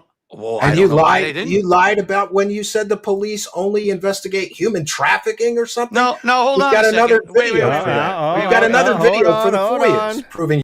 Lying completely about the bank account. Like, I still have this bank account. It's real and it's still open. And honestly, Phil, I'm losing track of your lies. I don't know what you've lied about because you lie about a lot of stuff. You're bringing up 10 points, and every time I try to address one, you move on to another. So I can't address any of your points. Well, I can clarify.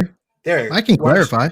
Yeah, go ahead. And by the way, I've checked this person. We're just required to file a police report about the fraud with the bank account, correct? Yeah. So I think you never reported any of this to your bank. You just got a new bank account and moved on. That's what I believe. So you're saying I manually closed the bank account. And I don't know what happened. I know that if you would have reported fraud to your bank, they were required by federal banking regulations and federal law to fill out police reports and open a fraud investigation. They didn't 100% do that. Correct. 100% correct. And by the way, I'm just saying that as the husband of somebody whose wife worked in the fraud department at a major Fortune 500 bank for 20 years. She did that. Okay, so I'm going to fast forward 3 minutes. So they're still talking about the same thing 3 minutes later, and this is when the case number comes up, okay?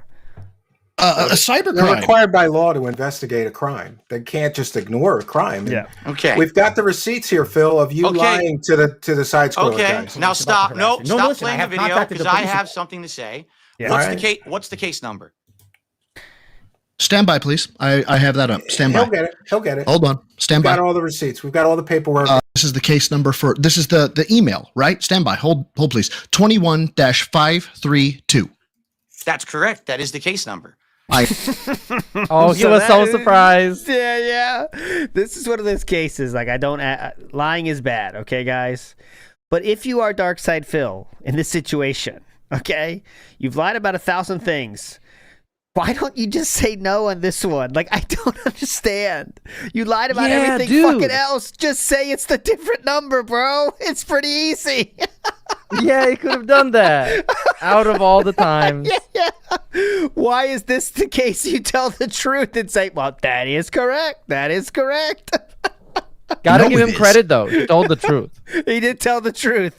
Yeah, he lies about having a hand card, but he won't lie about the case number. Come on, man. And what is the name of the person who you think was responsible for this case? The investigator that I spoke with was Detective. Stand by, please.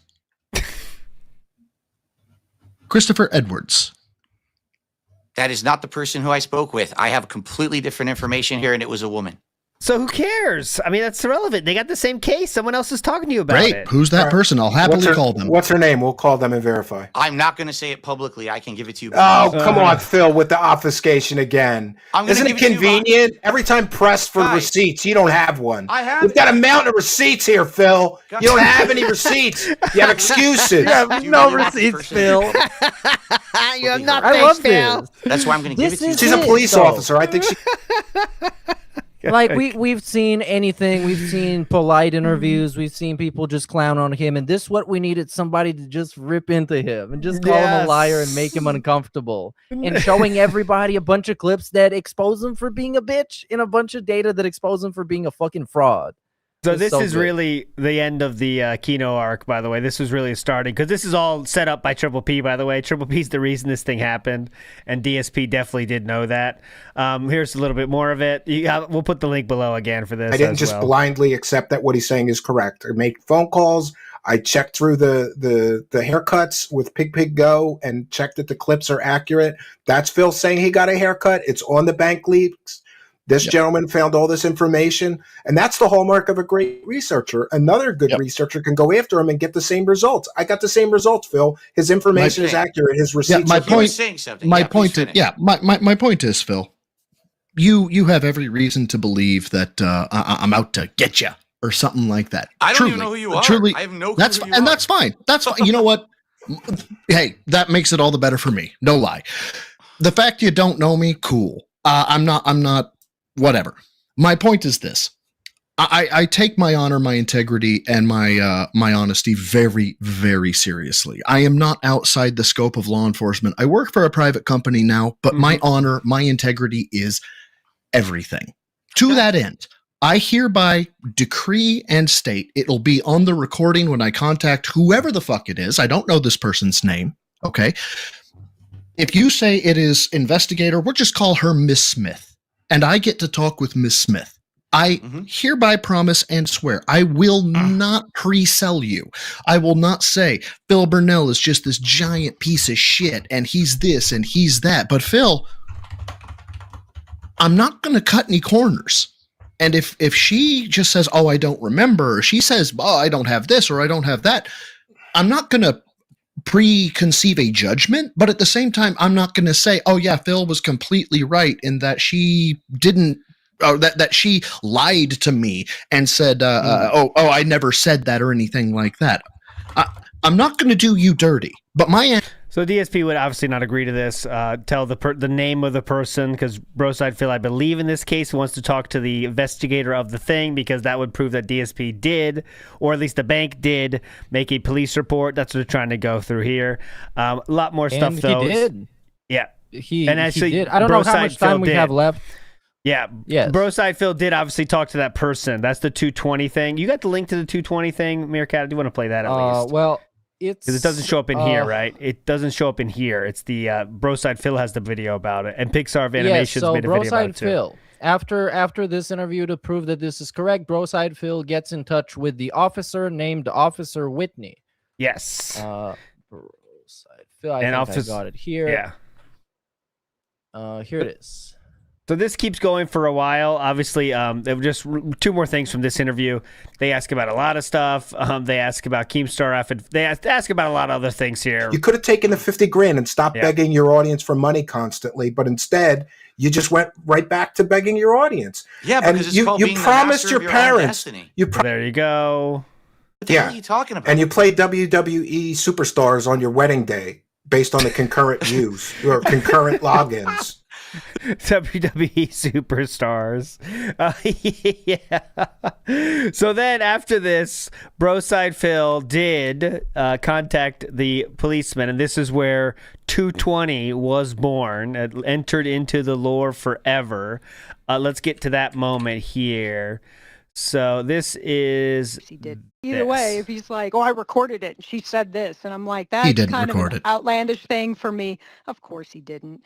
But I'm like, I was very cautious when I would talk to people to not give onlys or we don't do that, you know.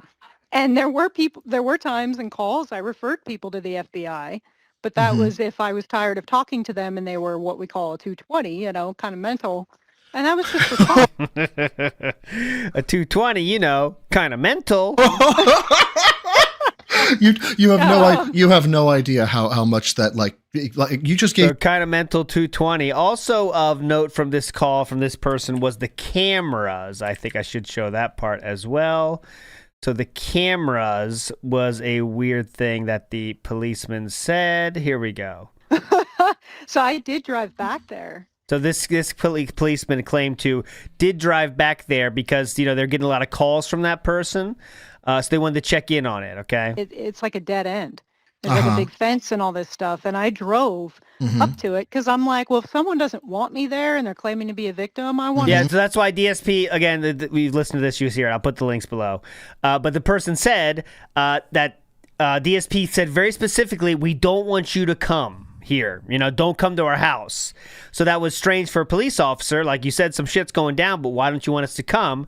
That's what led to Officer Whitney going to the house and saying what she found. See why.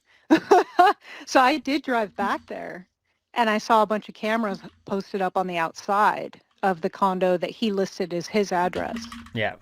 I don't remember making contact with him, but yeah, it was because I remember. I'm trying to remember now because, I mean, that was one of the first ones I took of these gamers. It seems like that was... Great. Yeah, because this place was covered in cameras on the outside and we were There you go. Covered in cameras on the outside. So that was kind of the two big things of this were the covered in cameras from the outside, this in this officer's memory, and also the 220 thing came from that. All right. So as far as says I he's never arrogant, got the thing with the cameras. It would. Oh, you never heard that part? Strange to me.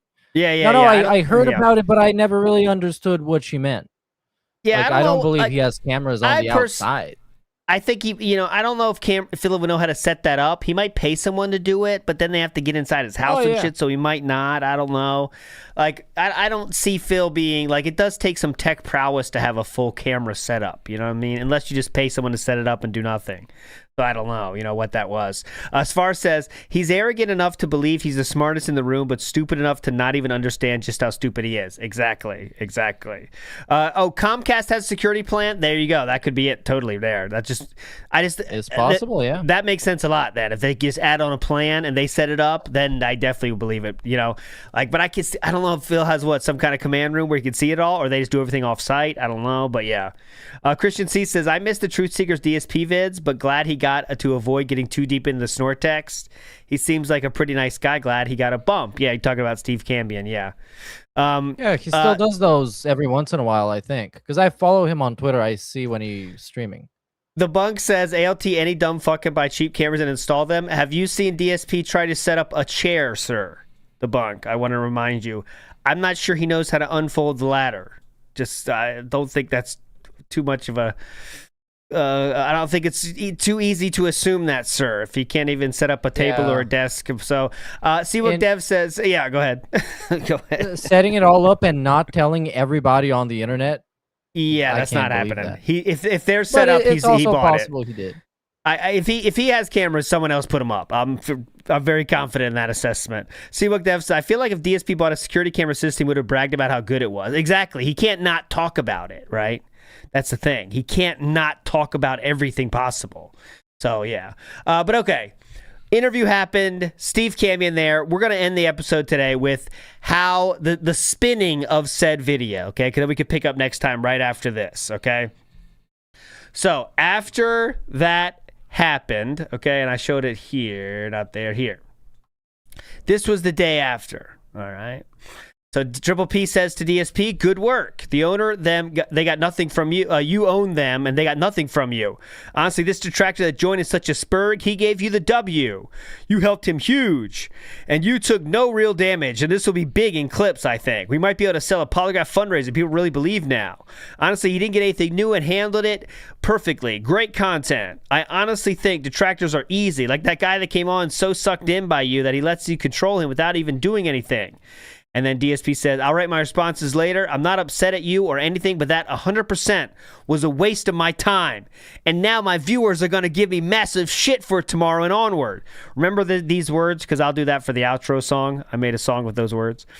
I consider it a favor to you guys because you helped me out so much, but that was so annoying. He didn't let me talk hardly ever. Just kept screaming over me. And then he didn't respect my time, and my wife is about to be majorly pissed off at me. Yeah, right. She's celebrating. He came out a half an hour later. Let me know your thoughts. I think you'll make good money tomorrow. Yeah, whatever. I think you'll make good money tomorrow. DSP says, I will make nothing. I 100% guarantee it. My fans don't like this stuff at all. And to be frank, this is the best. And to be frank, I think your fans like Steve way more than they like me.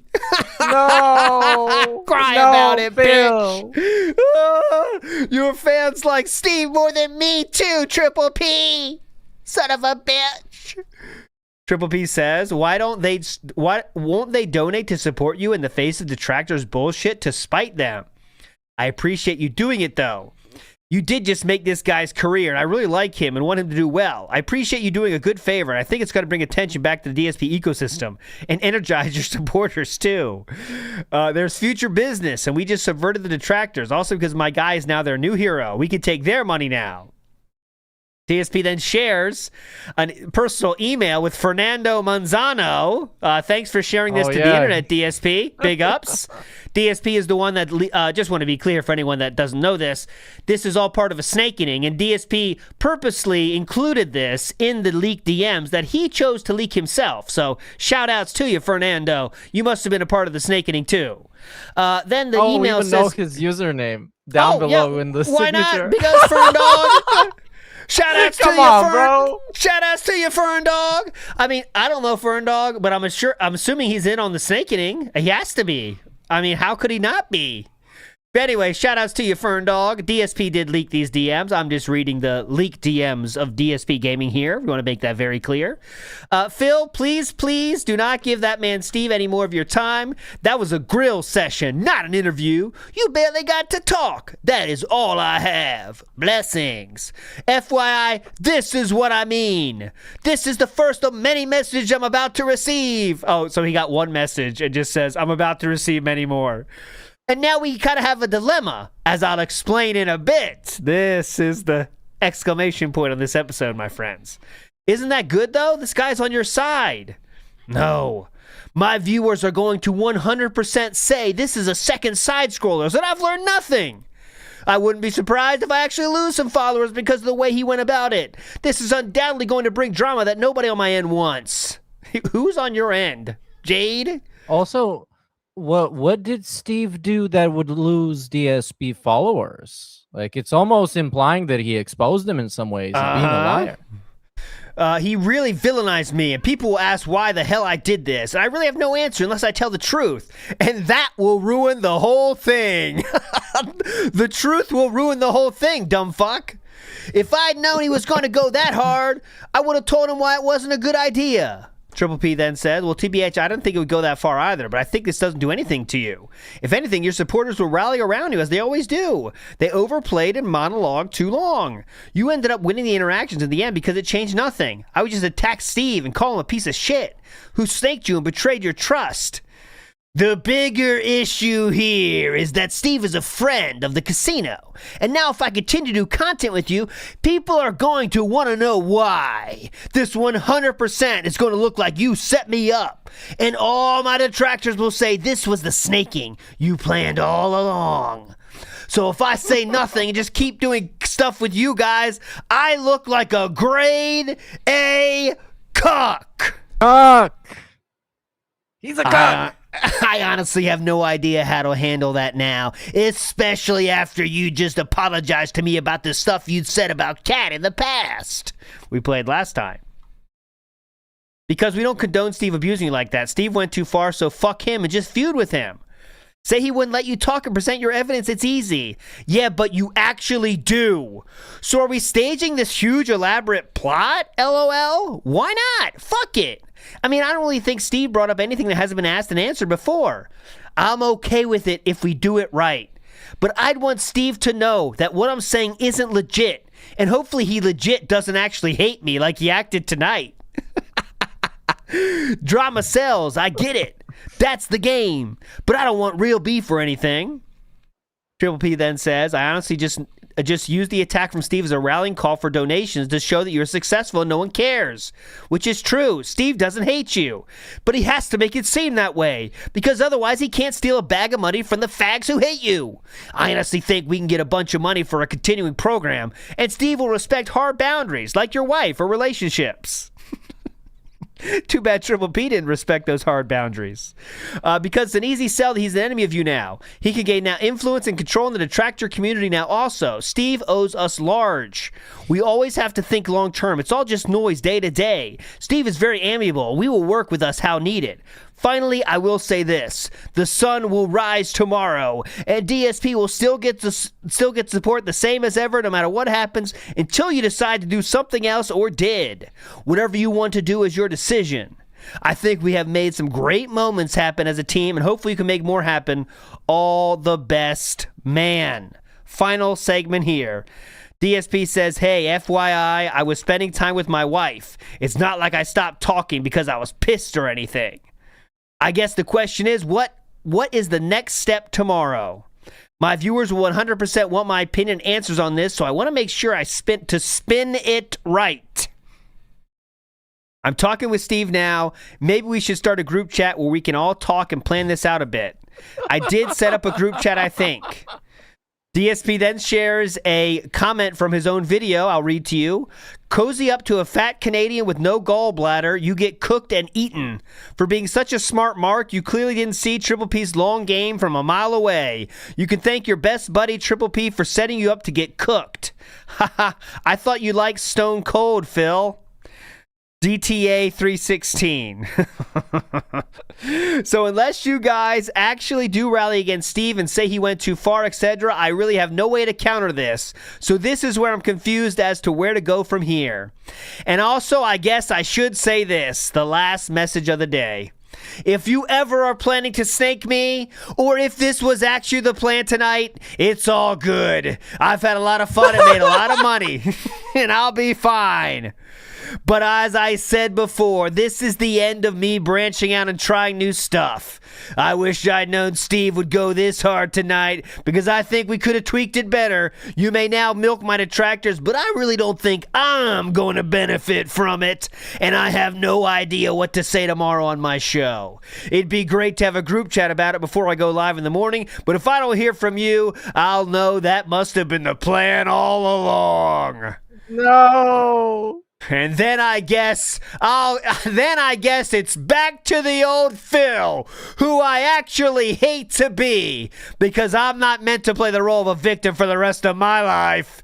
I was far more effective when people cared about what I had to say, but I can't do that if I'm just the whipping boy of the entire internet. So I hope this was a bit of miscommunication, and we can learn and move on from it so we can all benefit. And you know what happened next? A single tweet came out from this day, and before we get to the responses from Triple P next time, there was something that happened after this. And it was a single tweet, and I'll share it here as we end for the day. This was the amazing tweet from DSP Gaming right here. There we go. The darkest night is often the bridge to the brightest tomorrow. Good night. And that was what he posted at 1:10 a.m. his time after that interview. We're going to stop there because we do have to get to Steve's next appearance on Kino Casino. I guess we'll pick it up from there next time. And we will, of course, finish with the song called Grade A Cuck, because that just makes sense today. But Meerkat Mob, final thoughts on this edition of the DM show today. We are almost there. We are free falling and about to hit the ground. Next episode is going to be really hype. Thanks for watching. Smash the like, subscribe, Clips channel. Watch episode 150 with BrosydePhil, Steve Cambian. Stay sway, keep it flat, yong gout. Big ups, everybody. We'll see ya next week.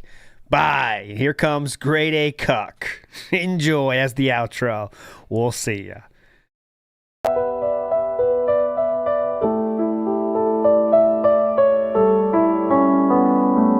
That 100% was a waste of my time, and now my viewers are going to give me massive shit for it tomorrow and onward.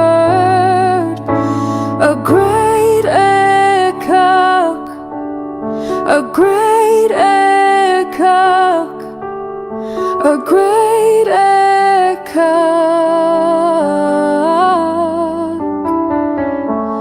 You did just make this guy's career, and I really like him and want him to do well. My viewers are going to 100% say this is a second side's rollers, and I've learned nothing. I would just attack Steve and call him a piece of shit who snaked you and betrayed your trust. If I say nothing and just keep doing